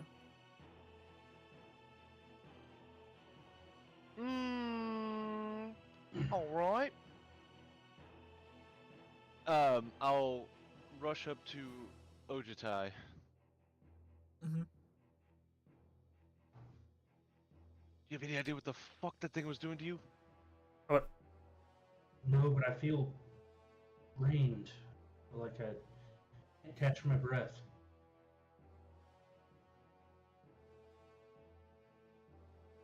You doing anything else? No. I'll just echo the same sentiment. All right. Think our time here is up. We now go over to you, Rango. Do you? What Well, were you gonna say? did I tell anyone else how to use the controls? I don't. I don't think remember. so. That was I know probably it. like a year ago. Okay. But you're there. I mean, you're Yeah, at the helm. we're getting out of here. Okay. I just Now you can I can need to look fly at the across the map. treetops if you wanted to. You could fly up in the air. You have full control. yeah. Let's fly south. Okay. Get us, maybe so that we're 200 yards off the treetops or something. That seems like out of range of them and not too danger of the shit above us. 200 yards or 200 feet. We're at 200 feet. Okay. That's what you're flying above the treetops at? I would want to put some additional distance between us and the treetops. Okay. So, how's 200 feet above the treetops sound? Yeah, sure. Yeah. Cool beans. You're skirting across these treetops with a little bit of distance. As you fly away, these things, they fly, but they're not catching you. And you fly on for about a minute, and you see the one that you banished, Saoirse, kind of pop back in, but not on the ship, just out in the middle of the air. And then they all kind of as you start flying away, they all kind of dip back down into the woods, and kind of disappear. And we are, as the sun is setting, it's fully set now. The moon is fully in the sky. It's now nighttime as you guys kind of slowly / quickly fly off away. You guys kind of cruise away from these creatures that were just boarding your ship, and we are out of initiative now. Everybody kind of catches their breath. Everybody that was in the fighting. Cormet kind of lets the shell go that he just fired out. The little frogman's he's got a thing with a bit of kick to it. What was that? Oh, you know, I got this from it's one of my mini war trophies. What can I say? I'm just a little soldier frog. At this point, is Rango like at the helm, like ready to fly this thing? Yeah, he's flying it. He's manipulating the controls. Okay, Yeah. okay. I've kind of just set us on cruise control south. South. Yeah. I would like to yell at him, Rango, I think we're going the wrong way. I was just trying to get us out of the Cursewood, mate. West. We need to be going west. Toward the sun. So, where are you saying we need to go? The mountain. The one where Kenny was, or the mountains kind of towards the north? Oh no, the big mountains we haven't been to. Okay. It's like Dragon northwest. back. Yeah. First Yeah. west. Well, if you're wanting to go to Dragonback Mountain, I know a way in. You don't have to fly there. Even better. What are we waiting for? Going straight to Dragonback Mountain first. I don't think that's the best option right now. Oh, what do you suppose? I think we should be going to Brannicore. We can regroup. Any other help that might be there. That way we're not flying into a two-prong attack from the dragons up there and the undead coming from Starmount. At least we can deal with one and then head to the other. Well, regardless of our plans, they're both west, and we're going the wrong way. I'll start sending the ship basically dead west towards Port Brannicore then. Ojitai, are you okay? I think I'll be alright. Yeah. Let's come inside. I want to take a better look. Could I Going in. Is there anything that I could do to try to like identify if he's cursed? You can roll like a medicine check or like a yeah. Detect magic? You have detect magic? I would settle for Probably don't have it prepared. medicine. Would I'm- probably be what I would go with for this. All right, I'm in. 19. You get a good look at it.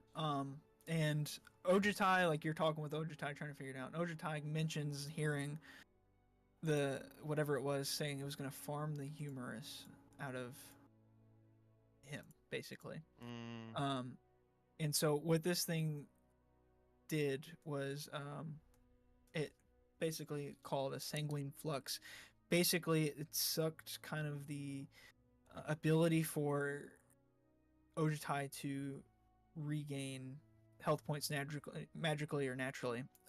And you feel that if he took a long rest, then this would probably subside. If not, Ojitai would kind of start to feel the effects. If he didn't rest, he would start to feel the effects of this part of his humerus gone, and would almost like a kind of like a drug addict kind of start to lose his mind a little bit slowly to try to gain back this humerus of him. And by slowly, I mean, like, you know, eventually he's going to go to bed. So this would kind of happen a little bit rapidly. Like in the next couple hours, he's going to start kind of like, you know, like, where's that good shit? Where's that sanguine humerus that I'm fucking missing? Getting more of that humorous. Yeah. And he's going to start acting erratically. So you feel that the best solution for him, almost as soon as he can, would be a nice long sleep.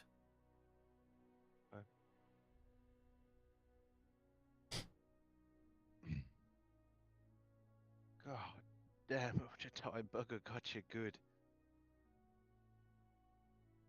There much you can do about it? I can. I think I've seen something like this before. I do know that a good rest should take care of it. Just maybe wake up with a hell of body aches, but I guess it depends on whether or not we feel like we're gonna be up for the next few hours. I mean, it's getting night. If Rango puts us in autopilot toward either the port, or if we decide different, if you rest, you should be all right. Did you kind of walk him back into the hole? Mm-hmm. Okay. Yeah. Kind of following behind you as you're having this conversation is Harold as he comes in. And he kind of looks over at you, Saoirse, and then Ojitai. Are you feeling okay? I'll live. We after we made it out of the caves, we thought we were safe and made camp, and those things came for us, and people, well, it got a hold of them, and people started acting erratically. They would attack and then go away, and we thought that was the end of it. And they started acting funny, and things were happening, and yeah, it wasn't pretty. So you sure you're feeling okay?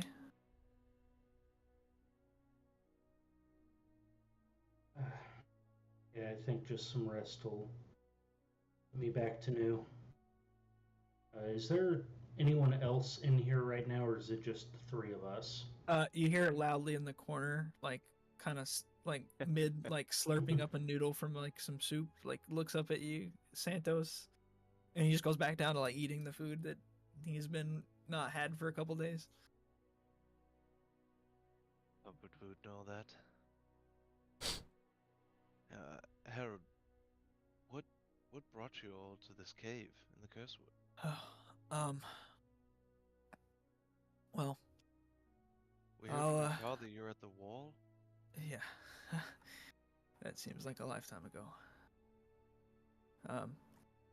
So, and basically what we'll imagine is, you guys probably outside would be asking maybe the same questions, or they would start talking about it. Oscar and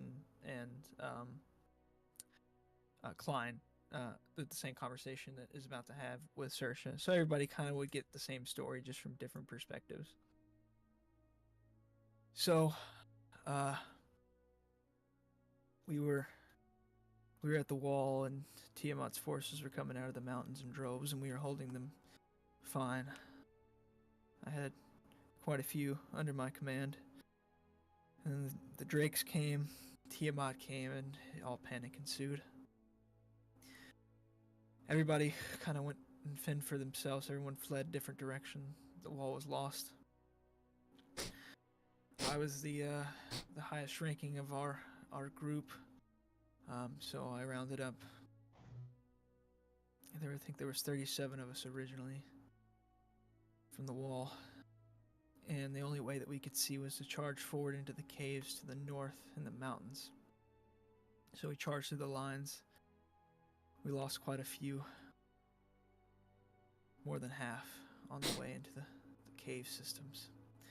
We survived and fought our way through and hid all the way through, just trying to figure a way out, kind of half-heartedly being pursued by demons and whatever else have you from the Nine Hells.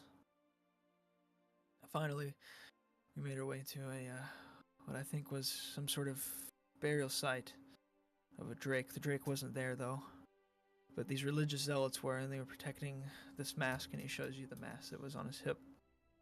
And he kind of unhooks it and sets it on the table in front of him. At this point, there was 13 of us.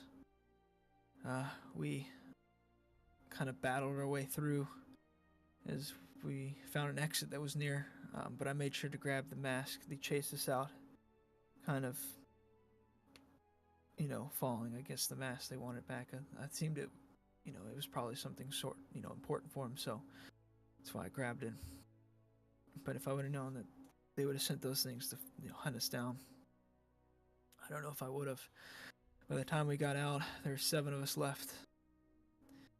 We kind of made our way through the woods. Like I said, the first night we thought we were safe. That's when we lost more people. And then by the time we found you, it was just us 3 left from the original 37. That's kind of where we are in a short story of it. So, we've been through the mill, I guess is a light way to put it. Sorry your travel's been so weary. Yeah. It's a lot of loss. Yeah, it is. Now we look up at the sky, and it wasn't like that when we went down a few weeks ago, maybe a month ago. We went into the caves, but it all seems so different now. Truly, this is the end times.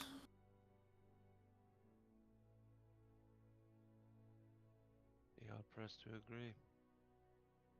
You mentioned zealots. Yeah. Protecting the mask. Do they have any insignias, any identifying marks? I didn't really pay attention. I figured they were part of, Tiamat's army of some sort of capacity. Mostly kobolds and... Yeah, these ones are a little different though. They were more dragonborn, but they were quite, I don't know. They were different. Have you spent much time with the mask? No, I just kind of have it hanging off my belt. We believe That it's... makes 2 of us then, and I'll just grab the one I've got out of my bag. Place it on the table. Oh, so there's more than one.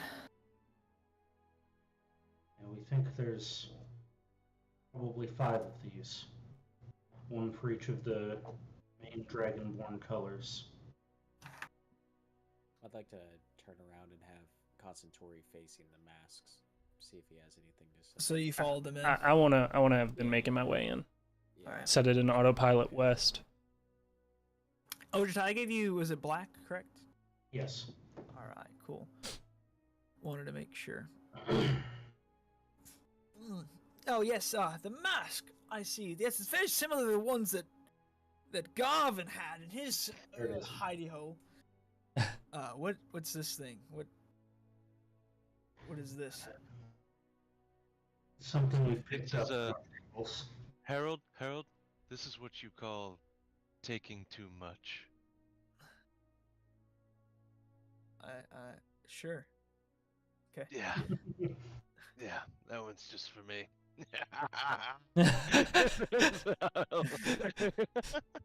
I smirk. I anyways. smirk. Rango smirks. He has no notion of what that means, so he's just Inside joke. Inside joke. You wouldn't get it. sure. Yeah. Anyways, yes, I'm my manners, another fellow. My name's Constantine Esquire. I'm at Gengu's service, but he might, pawn me off to serve you as well sometime. I'm a great conversationalist. I know lots of things, and I love talking to people. But I'll just listen. Oh, wait, the mask. Yes, you asked me to explain these masks. Anyways, as I said, Garvin had a couple of these masks. I see you have a red and a black one. I believe that he had blue, and I think it was green were the ones that he possessed at the time. Garvin had blue and green. Yes, Yeah, I believe that's- those were the ones. And at that point, the shield goes over him, and I turn around. Oh no, you Well, I won't. bastard! Ah, that seems like I would have left that behind. And Wait. One more question. Flip the shield up. Yeah. Constatory. Oh, great. So Yes. what was the fifth color? What was that? We've got blue, green, red, black, and Oh, I'd have to think about it. Garvin would study about these masks so many times. As he asks that, I'll chime in. The other dragon color is white. Yes, So- that's the one. right. I yes. put the shield back down.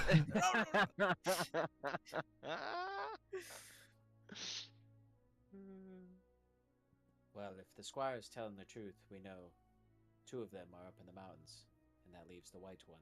I would never tell a lie. I was Still pokes out a little bit as his nose grows. Yeah. Ojitai, are you gonna be okay? Do we need a rest? Yeah, I'll rest on our way to Branacor. We're going to Branacor. Is that DM asking that, or is that? That's Mr. Kinkins. Harold Kinkins. Have Well, allies that are there. I think that's our best tactical choice.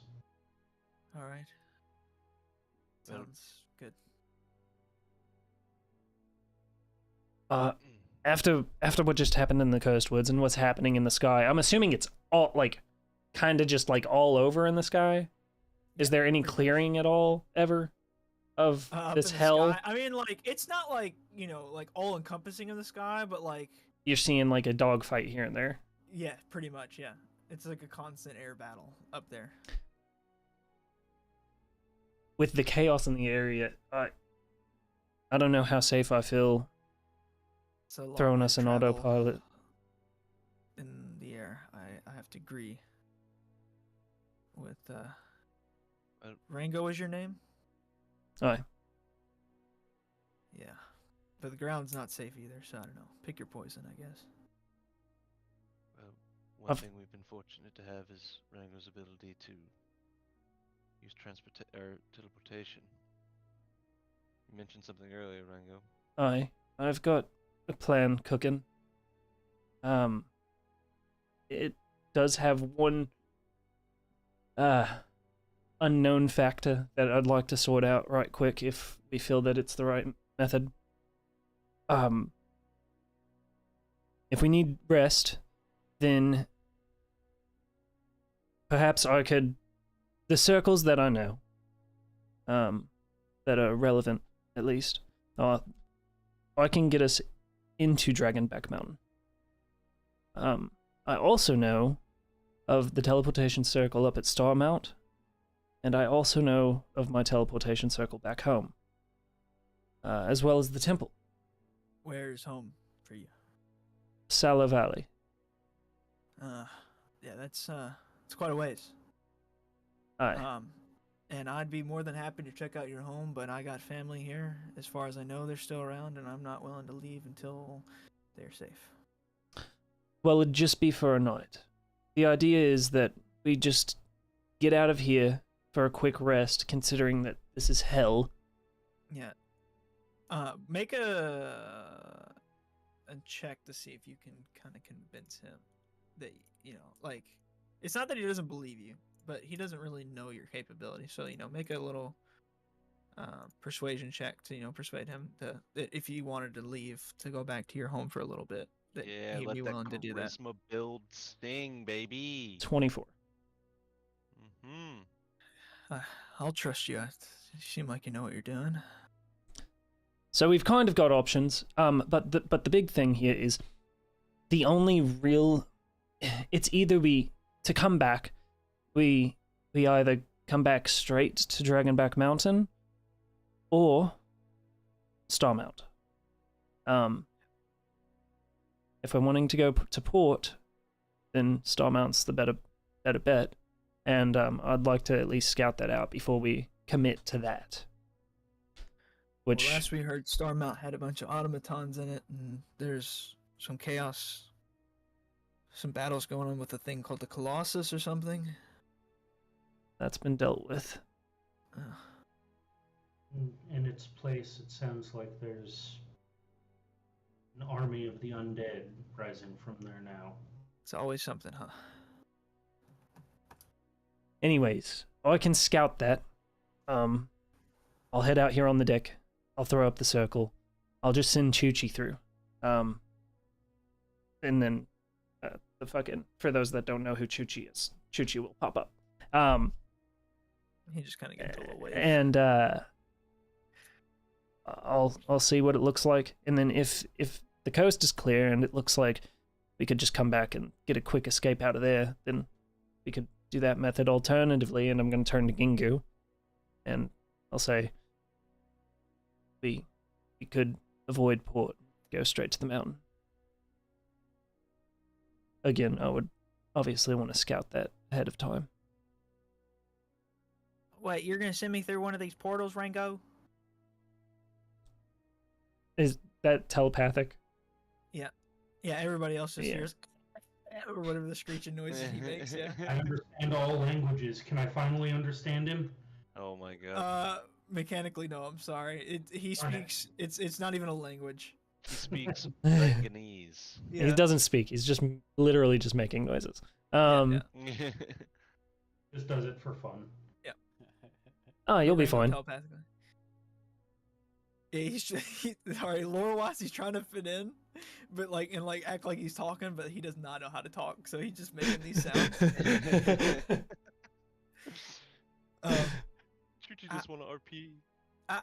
Rango, I don't think you sent me in before into places to scout things out, and I always end up pretty much just getting killed right away. Yeah, but you always come back, don't you? Right, but for that moment in time, have you ever seen that movie Inception? Until they're dead, they still feel the pain. It hurts like hell for at least a moment. That is quite unfortunate Yeah. for you. You're a bastard. You know that? Just a little bit. And this is why his robes are black. Well, I mean, I guess I'm game. I don't really have a choice in it, do I? I mean, you kind of, you summon me, you make me here, right? Yeah. Is there? Can I convince? What's Shuchi's charisma? Oh my gosh, to try to persuade. I mean, he's in the four. He's a golden. Mechanically, I guess it would be 7. He got a natural 1. Can I maybe we could work something out? What if I stayed behind and I looked through your eyes somehow? What if we did that? Well, I'm glad you've agreed. Anyways. Chuchi's gonna start a familiars union, dude. You're down for it. We are not slaves. The Familiars Workers' Party will rise up. The revolution is coming. Yeah, when are you gonna send me to die? Let me I'm talking to the fellas now. Let me. So now you can't even talk to me. Right? let me go and check. Well, do I check Starmount or do I check Dragonback Mountain? Because it's gonna kind of limit us. Well, let's. I think. Fucking Here God, there's a lot of. now, so let's lay out what we know. So in Port Barnacle, they're dealing with the undead dragon. Most of the elders are there. And I'm kind of looking as I say these facts, to be double checked by everyone in the group, make sure that it's right. But we know there's a distress call out there. In some ways, taking down. Oh crap! The name of the undead dragon. Raktokesh. Wait. Raktokesh. Talmetkesh. Yeah. Raktovar. Right. Raktovar. Would probably be a quite decidedly bigger blow than taking out Yap. But one thing that we do have, I feel like, as an advantage now is information. Information that those opposed to us I'll be right back. doesn't Y'all know that we continue. have. That being. Well, everything from when we first met Hack to now seeing this second mask. Real. We know the other two are there, buried with Garvin. But we're one short, but we're starting to put together a lot of the pieces to this prophecy. Whether or not, if we would believe in it. I guess my only reservation about going to Port Barnacle is, and it's no disrespect, Ojatai, but the last time we sought the aid of the elders, it felt we almost left more bewildered than when we started. Now, it's not to say that I've lost all stock in them. They're going to be an important piece. But I feel like we kind of... And again, I know it must feel different for you, Jatai, and you, Kenny. But we're not really bound to them anymore. I think we found ourselves in a position that we might be one of the leading agents in this cause. And if that means taking risks, like bloody teleporting into the middle of Dragonback Mountain to piece together the rest of this riddle of a prophecy, maybe it's worth it.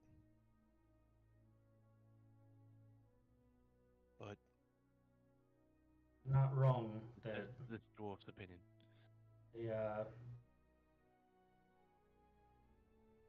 the realm of a plan on how to deal with Tiamat, they were kind of dumbfounded.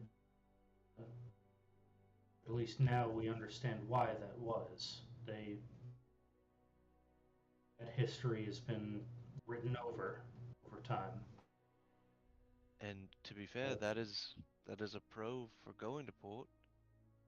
We can share this. We don't have to go there to share that. That's true.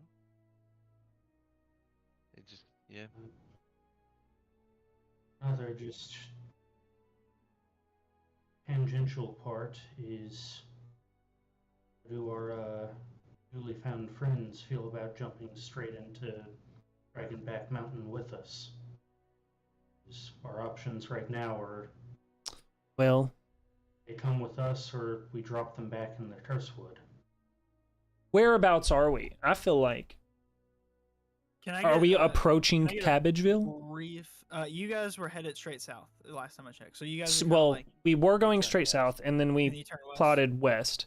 So I feel like, are we like here-ish maybe, or like? You guys, yeah, we can do here if that's where you guys want to go. I mean, you're in control of your ship, and then you're gonna start kind of darting back west. It What's the might game be plan? kind of convenient if they want to go with us, then they go with us. If not, then Harold can reunite with Phil, possibly, or deal with a very, very sad. He could go home. Very true. Okay, so assuming that, I just wanted to confirm that that's about where we were. So, Can I well, get a recap of the last 5 minutes? Effectively, Saoirse is saying either way, we could regroup at Brannicore, or we could be bold and go straight to Dragonback. Okay. And also he shit on the elders. Also that. You shit on the elders? Shit on the elders. Kind of respectfully said, They don't I have think we shit. can... He prefaced make by our own saying, help. I don't like being mean, but... Hearing all this from Serge, I think I'd have to agree with Serge. I don't see how an extra 10 of us could make a difference.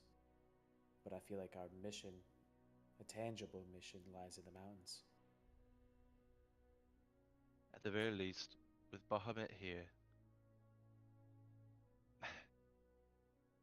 the way Hack might put it is, that's just another sign that we are headed to complete oblivion. Because they're just going to continue to duke it out at the expense of the entire realm. But it's surely will slow Tiamat down. So we might have found ourselves in a unique position where we have knowledge that maybe the enemy doesn't know that we have. And we might be ahead of the curve. ahead of the curve. And at the very least, faced with oblivion, we might be the only snowball's chance in hell to make this work. And if we ever get in a pickle, I pull out the dimension gate. We could always, as Serge said, fuck off to the Fae. Jesus Christ, no, put that away. If I might make a bit of an interjection here, alright? well, what if we did this? Or listen, I'm not much of a plan guy myself. I'm a bit more muscle. That's how I like to myself. But if you talk about these dragon masters, and they don't sound like the greatest, and I'm not a big fan of dragons at the moment because they kill all my friends. But you say that they are quite powerful and they know things and stuff. And what if we, all the magic, you got magic items, could you contact them and maybe inform them of stuff and maybe get some advisory?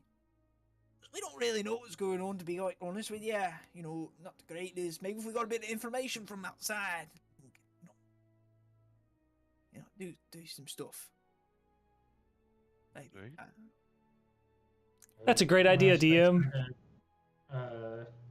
Last I tried to contact them, they seemed a little busy. Yeah. Can certainly get something from them.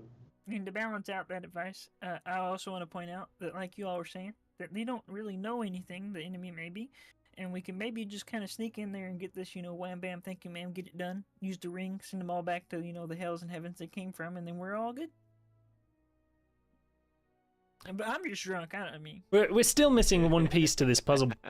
Serge. Surprisingly lucid there. Yeah. Serge, can you identify these masks? Yeah. I can try. I'm not sure what I'll get out of it, but yeah, I have the ability to. The ring as well. Let's start with that.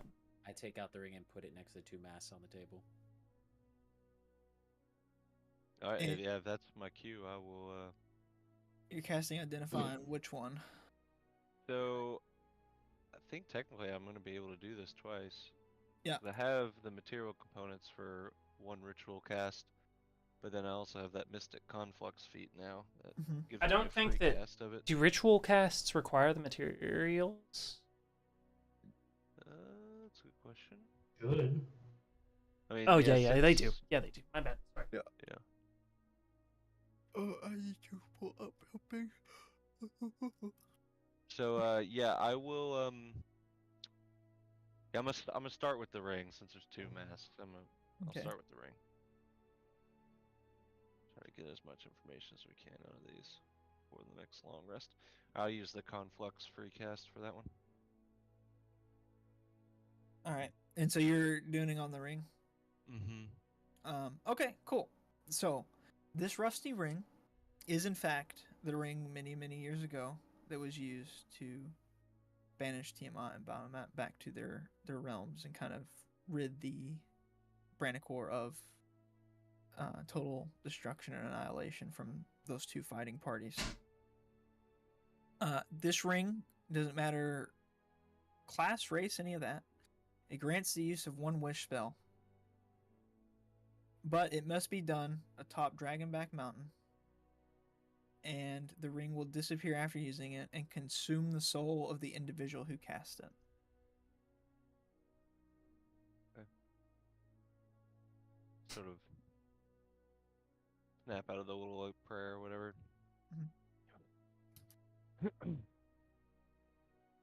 It's it. It's the real fucking deal. Straight from the crazy kobold's mouth. It's a ring with the ability to cast wish. I'm getting the sense that whoever uses it, soul's forfeit. Didn't glean anything surrounding conditions like the prophecy says. The ring feels like anyone could use it, but maybe in order to do what we have to do, I have to be a bit different, but... Saoirse, He grabs your arm. let me be Stop the on. one. Let me be. I may not be the smartest, but you are my friends, and I could not see how I could go on knowing that one of you killed yourself for me and the rest of the world. You would have to be me. I don't know what I would say in the wish, but I would think of something on the spot, and it would probably be the solution. Oh, Like, let's practice. Like if I was to be like, I wish that let's see. I wish that uh oh, I wish that the world was completely flooded in alcohol to where no dragon or any beast could live, and that way they would all be gone, and I would have infinite beer. We'll lean down slightly to where we're like kind of eye to eye, and I'm gonna get real close, like kind of like right here, and I'm gonna go for his tube off of his Hat. hat Mm-hmm. and pull it towards and take a big sip out of his beer, and like with the like as empathetically as I can, like or sorry, genuinely as I can. Never change, Cormet. Never change. Yeah. I didn't like that you drank my beer, and also if I wished Yeah. I forgot that I would not be able to indulge in the infinite beer because my soul would be gone from this plane. So, It'd be sad. We don't yeah. want that. Yeah, I never really thought about it after I'm gone. Like, what's next for me?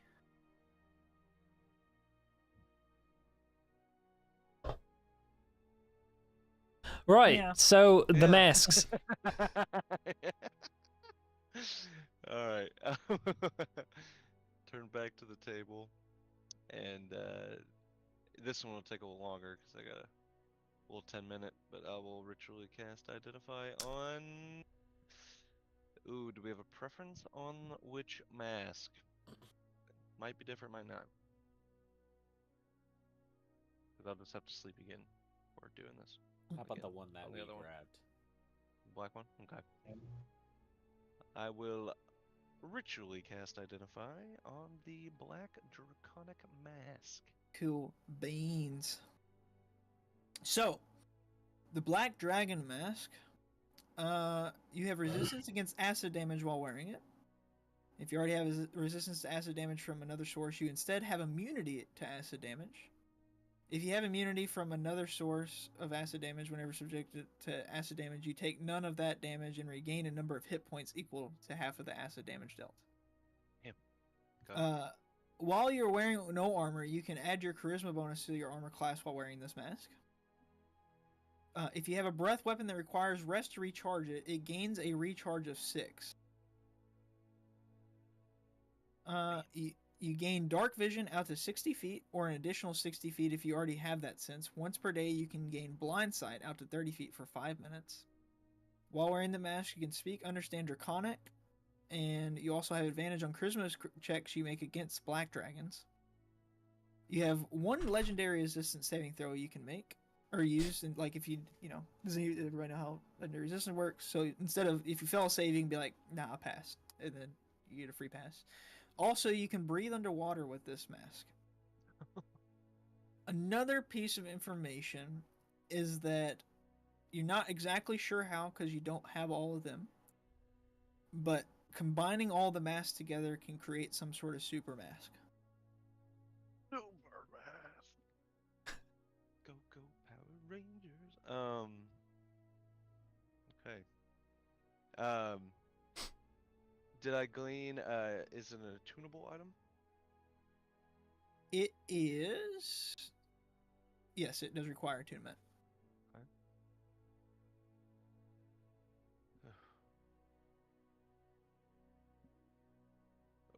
I'm not super familiar, but I'm guessing Black Drake's their breath weapon is acidic in nature. I believe that's the case, yeah. This is it's an artifact. Would I glean that? It is a legendary item. Okay. I'll go ahead and add that to my inventory. It's a very powerful item. Requires attunement. I'll kind of go through.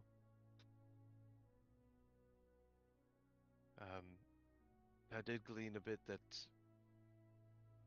there is some dormant power to it.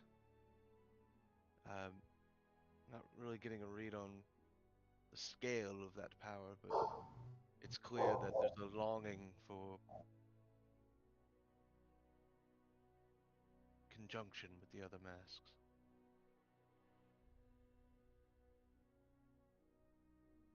Maybe like a power and unity of something. So then, do we feel it worthwhile to collect them all before we finish our path to the top of Dragonback? I take my snapback and I twist it around and I throw a Pokeball and we go and catch them all. That's what we do right now. No. Yeah, I think if this is just one, and then I can only assume that Harold's mask is that for, Fire? fire, Most likely. then I think if they were all together and all in our possession, it would be of great aid to us. Sounds to me like you just have immunity to everything. Was it immunity? Somehow attuned to Or all of resistance. Or resistance? yeah. Turn you into a dead Well, god. we know that the blue and the green should be in the mountain. I don't know, actually. Constatory. That was a long time ago that he was with Garvin, but Would you like to ask him? by no means. No, not really. Like every time that Garvin's name is mentioned with Constantori covered up, you just hear him like. Yeah. But that does leave the white mask, and we don't know where that is. Wasn't it that the people of Starmount, they had uncovered something with Rectum? Your mic's like fucked. A little bit muffled. Oh, is it? There it It's goes. There good you go. now. It sounds You are good. crisp. Very Wasn't crisp. wasn't it that people of Starmount, they found Raktokesh, some kind of burial site, and didn't Harold say that they found this red mask at another burial site? Aye. You think the folks of Starmount have it? I have an idea.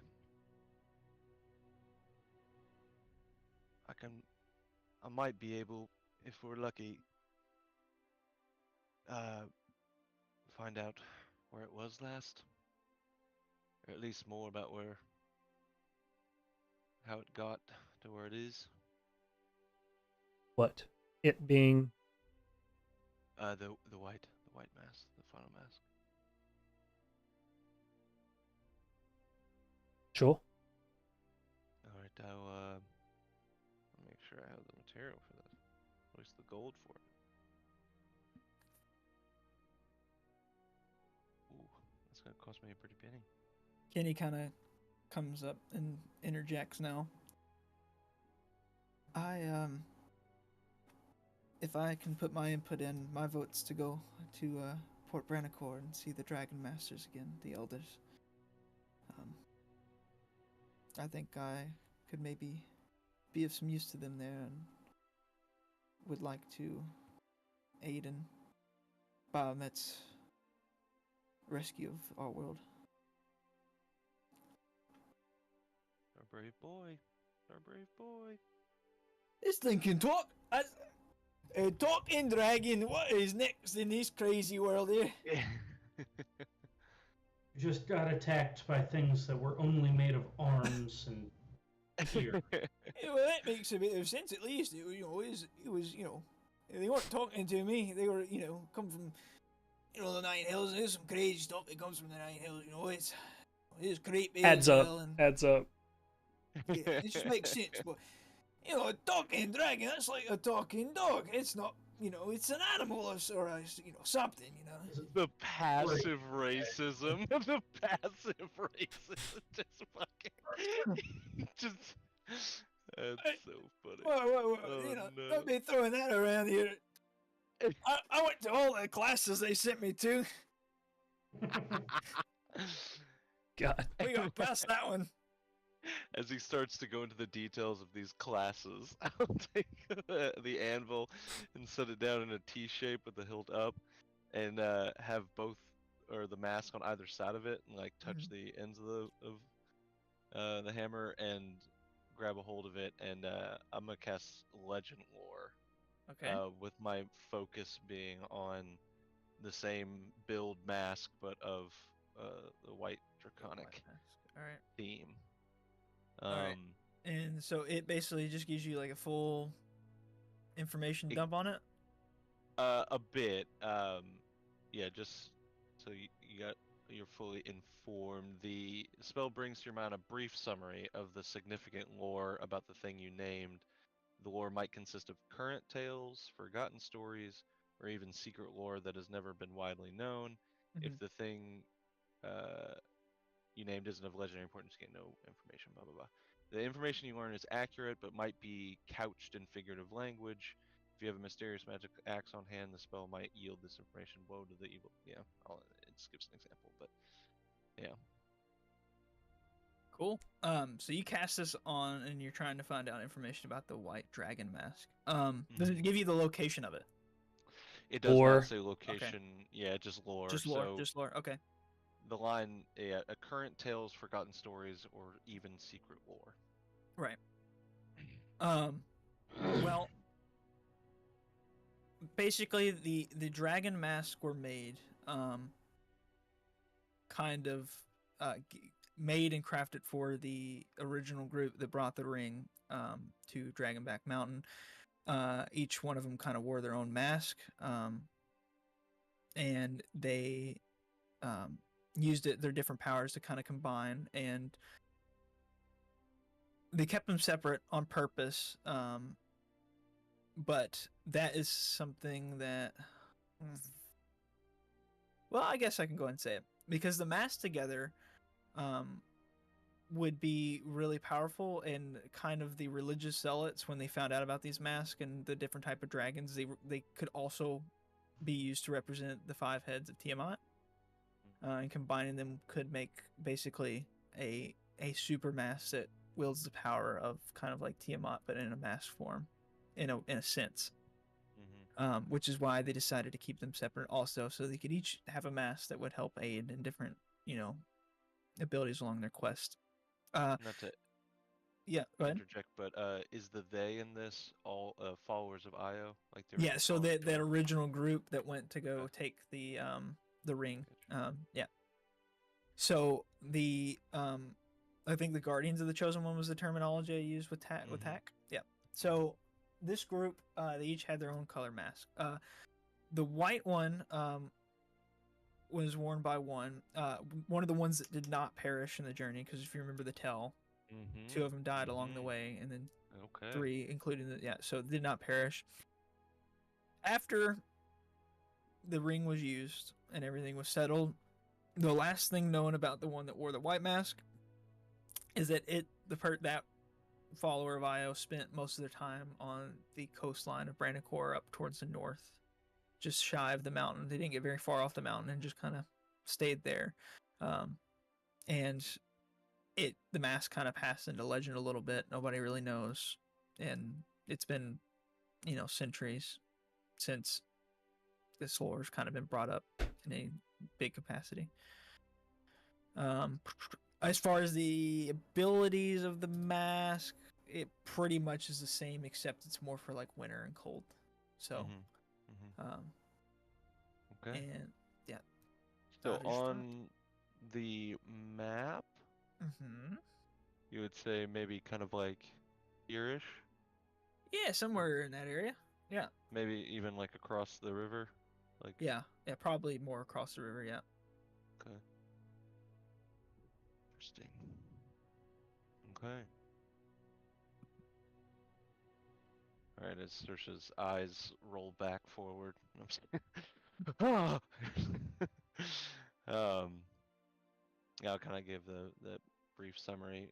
Particularly focused on that he was one of the survivors. I think that is a very interesting detail. Well, so we have a generalized location, but that, I mean, it's been a couple, what, centuries? Unless we get lucky and happen upon his little cottage in the woods where he retired. I'm gonna lean over to Gingu and lift the shield up.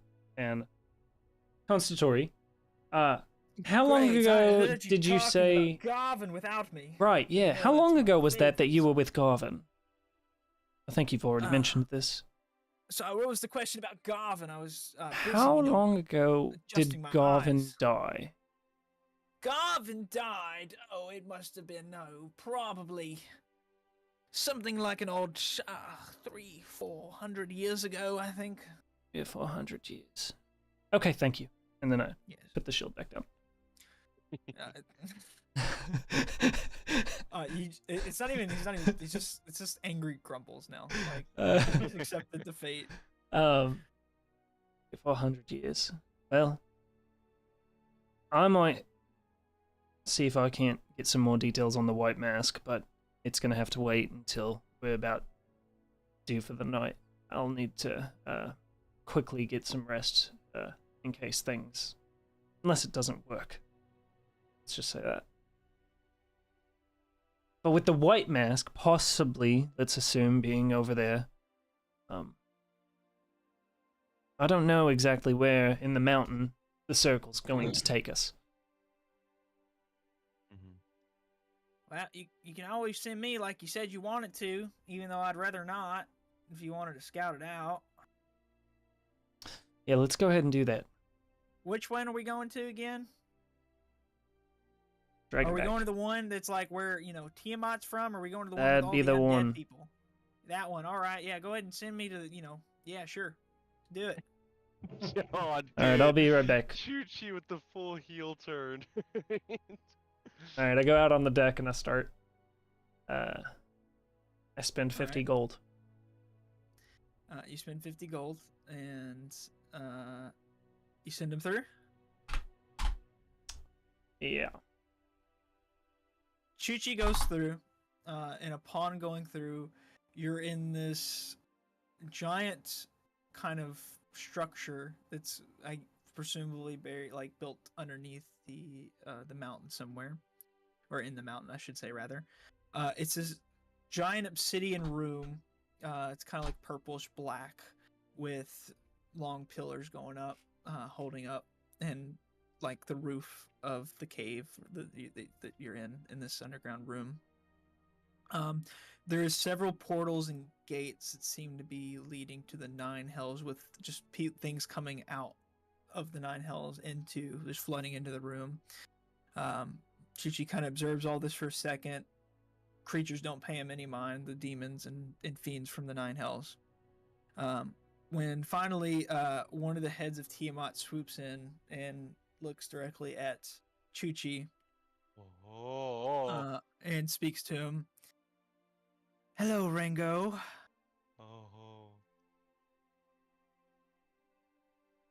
And then the vision's cut off, and you're back.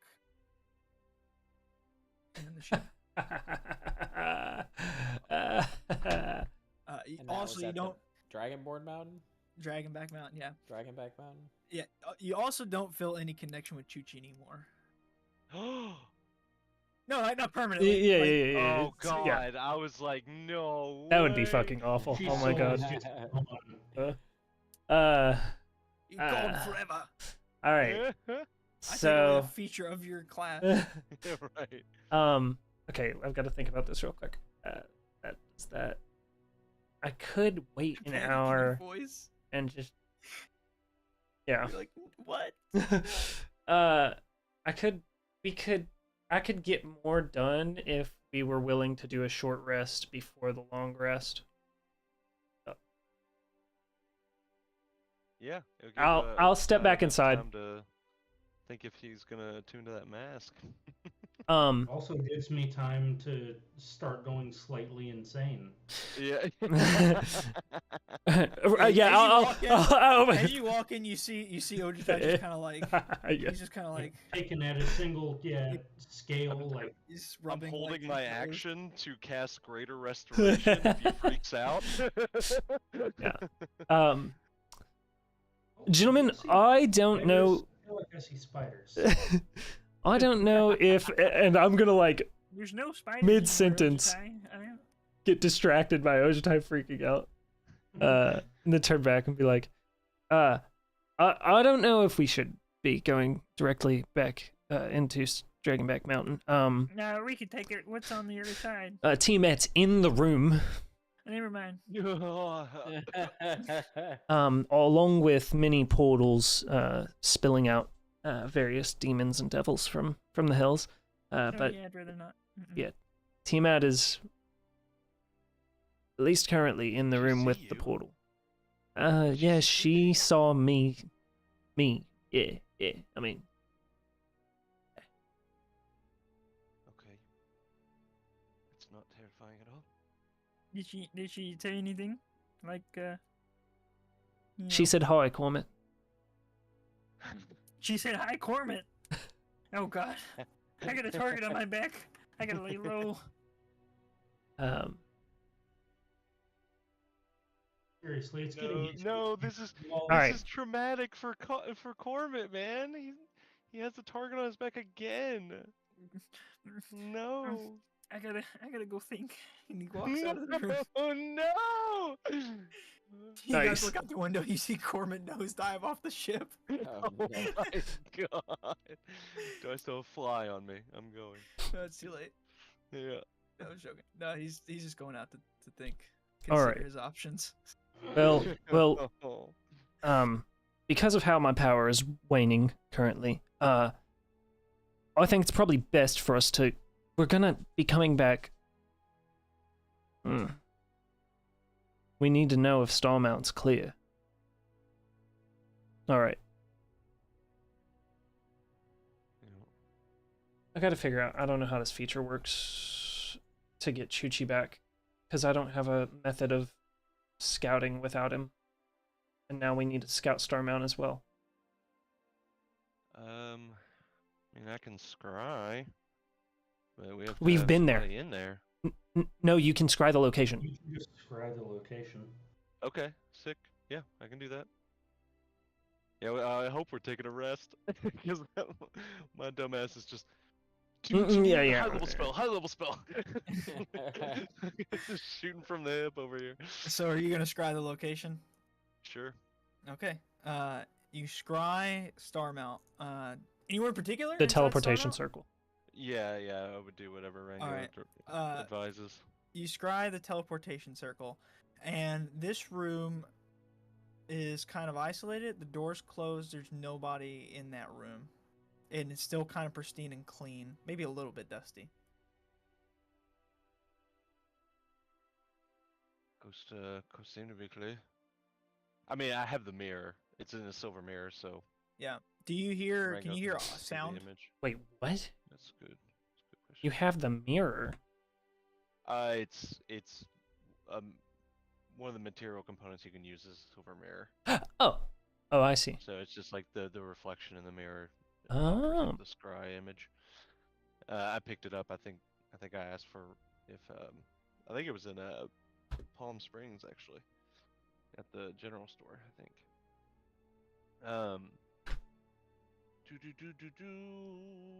Oh, sorry. Yes, I'm looking for sound. Instead of targeting a creature, you can choose a location you have seen before. When you do, the sensor appears at that location. Okay, what does it say about the sensor? Sorry. You sense it's your senses through that location. Okay. Yeah, it doesn't give a full definition on the sensor, so how do you want to play that, Ryan? So you I'll throw a smell in there. We'll throw a smell in there. So Yeah. you see it's kind of pristine room, Fucking but freak. there is a slight stench coming from the direction of the door, and also you can hear kind of what sounds like some groaning and voices of some kind on the other side of the door, but nothing in that room.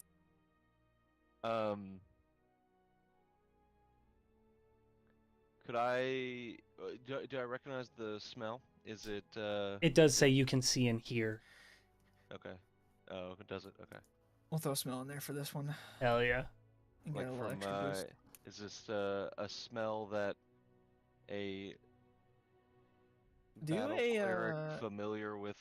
do like a Whoa. little Is this the history check. stench of death? Do like a Okay. little I'm in. history. Fucking in +1. Here we go. All right, 5. Ice smarts. 5. The Ice smell good is memory. familiar. The smell is familiar, but I'll tell you what. Roll with advantage. Oh, sure. Get another d20 in there. All right, 16. 16. Better. So you think at first, and it's like it's familiar, but you're not really sure why. And then recently, you've had flashes back to a moment in the past, in a familiar place where you had a deep connection, back in the woods where you were, the false Hydra was, and the smell you recognize is the same smell. In particular, when Talmud Var rose the dead in front of you, that you turned. And there was groaning from the other room. Mm-hmm. Could I maybe try to roll to perceive if the groaning sounds like a wounded Sure. creature, or if it Yeah. sounds more rhythmic like undead we've encountered before? Yeah. Well, 22. Yeah, it's definitely not like wounded. It's probably some undead on the other side of that door. Okay. Is the stench so much like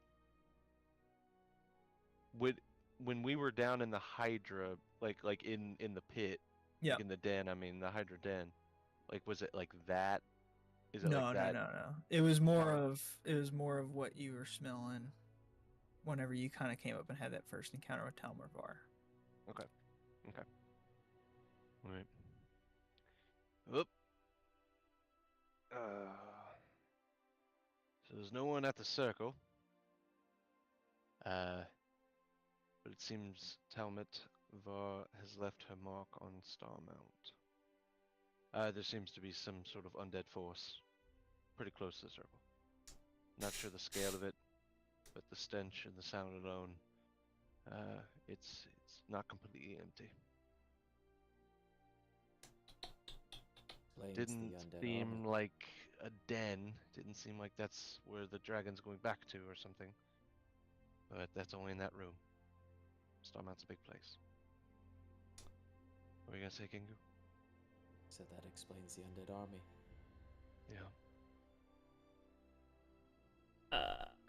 Well, so what's all this information mean? What's the game plan? We've done a reconnaissance. We got some information. What's the plan of action? Neither of them sound great. Stormount sounds better than Dragonbeck Mountain, but I guess an alternative could be that we just fucking leave the ship here. I don't quite like that one. Could use the circle on the ship to come back. Well, I as don't much know as if we I can hate find a Starmount- place. Say As again. much as I hate Starmount, maybe there's an opportunity to destroy this army from the inside out. True. Hell, we could make a big enough distraction if it is her den. Make a big enough dent, big enough impact. She could come running. Could try to isolate her. Maybe set something up. Catch her unaware. Klein, Oscar, and Harold kind of all look at each other, and then they just kind of like shaking their heads and looking at each other. And Klein just kind of looks back at you guys. Oh, going into a labyrinth of the undead. It sounds like a great idea. Sure, why not? Let's do it. We're game, I think. Insurmountable odds. We've survived a lot worse.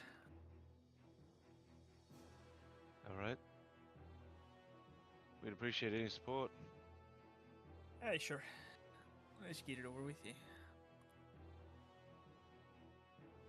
Listen, So, one thing for me, if you know, if I something that happened to me, and don't let me turn into a freak or anything, you know. Make sure I'm gone and done for.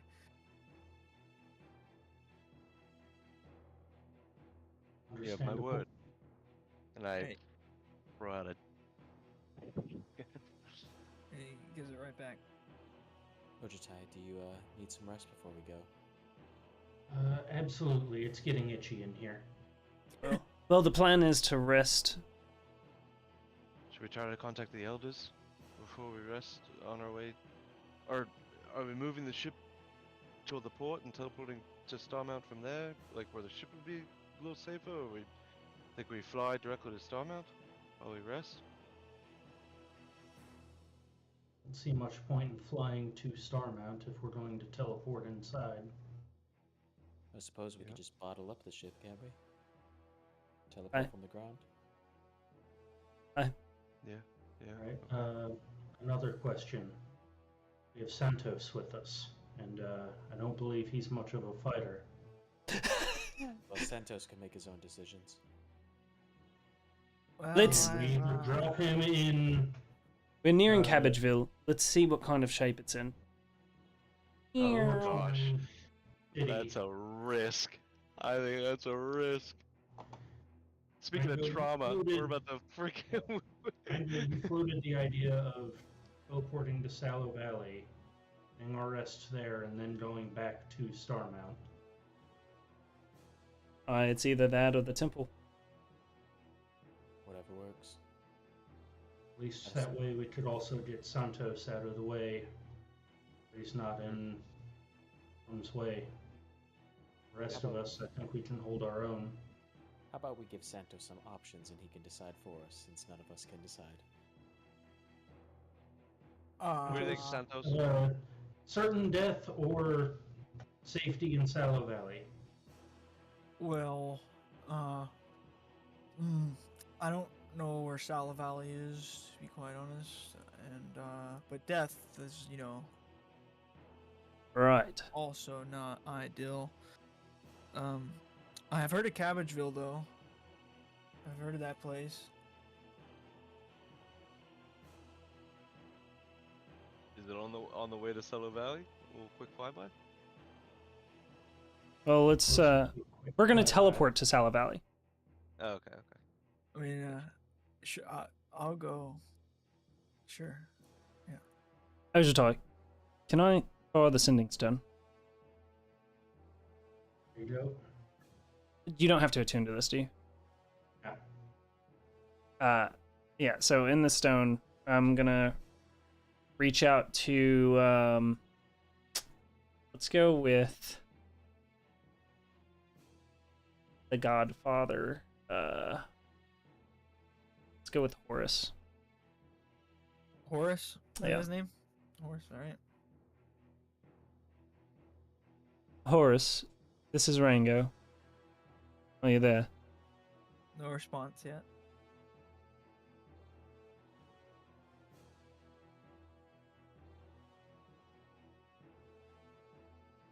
Bamba.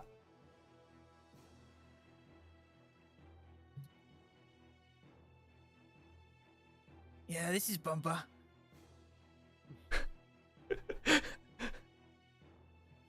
Oh, Hey. hello, Rango, is that you? Yeah, long time no talk. How are things out that way? Out what way? Well, in Sala Valley. Oh. Your mom and pa's kind of upset. They think that you might be dead. But I can tell them you're not now. Well, that's good. Yeah. I was thinking of paying y'all a visit, but I've got some guests. Can we accommodate, about 10? Yeah, we could probably do that. It's good hearing from you. Good to talk to you with you. Yeah. We'll talk more soon. We'll be there shortly. Yeah. Bumba out. Yeah, okay. I hand the stone back off to Ojitai. Alright, Who was that? The Godfather, pretty much. Kind of helps my parents out a lot. He's higher up in the circle. Sounds like a good dude. Right. We should probably land, and then we'll create the circle down there. So, I'll walk out, go up to the navigation, and start dropping us. All right. Perceiving to make sure we're not dropping into hell. Yeah. I fetch the ring from the table and pocket it so we don't forget it. Oh. And I will also grab the black mask and put it in the bag. Harold grabs the red mask and kind of reattaches it to his belt. Well, looks like we got a plan now. So off to see your family then, huh? Is he up at the controls? Oh, no. I made my way out and up to the controls. Yeah. So off to see his family then, huh? Well, I wouldn't say. I guess that's just an extra perk, mainly for safe refuge, for the time being. Yeah. Well, hopefully you're not there too long. Still got things to do here. Yeah, I don't plan on being there too long either. Plan is just long enough for me to get back on my feet. Well, I feel like this is a good place to stop before you guys travel to Sallow Valley. Yes. So Hello, Valley. we will make way next session to Sallow Valley and Ringo's Jeez. parents and family. It's gonna be our first time meeting. Mm-hmm. This Yo, first time dude. finding out about Ringo's backstory a little bit. I was about to say that was a very, very interesting interaction between you and Bobo. Bumba. Horace Bumba. Bamba. Yes, Horace Bamba. Bamba. Bumbaclat. Yes. Was that a hint of desperation for connection from him in his voice? Possibly. Surely not. Rango being a bit dismissive. Wonder what's going on there. I like it. Cool. Oh yeah. Yeah. All right. Yeah, Well. we really don't know anything about Rango's family. Just your dad gave you the ship, right? Yep. Papa. Daddy's boat. Papa's money. Papa. Papa. My Well, papa. that was a much needed session of understanding the world building a little more of what the hell's going on. Yeah, dude. Yeah. The like the imagery of like us cruising along at night and just like random like flashes in the distance of just fucking celestials and drakes fighting is kind of crazy. And we're just in the cabin of this ship, just Right. Like, with some oh ale my and God. food around. This is the just so you have this too. This is the We're in creature that I was wartime. talking about. This is the creatures that were attacking you guys. Weird. Oh god. Yeah. What the That's fuck? simultaneously Pretty accurate. more and less terrifying than I was imagining. Yeah. Yeah. Somehow both at the same time. Yeah. Maybe it's both. Maybe both are happening at the same time. Both. Both. Let's go with both. All right. Unfortunately, I gotta get ready. I'm going to the little city game again today, so I gotta get Hey, stuff going. Are you gonna be there? I will be there. Oh heck yeah! I'm going. I'm standing section only this time. Oh yeah, you're gonna be in the, Yeah. up amongst them. Let's go. Yeah. Yeah, I'm going with my cousin, and a couple buds of his. So Hell yeah. we're gonna chill. Yeah, it should be a good game. It seems like it's really good weather. Yeah. Hoping for another little cheeky 5 now, please. That was fun. Yeah. Do That'd that be again. nice. Do that again. That'd be nice. All right. So I'm gonna jump out of here, boys. Yep. But, Sounds good. Kiss the stream goodbye. See you, stream. Bye, stream. Bye.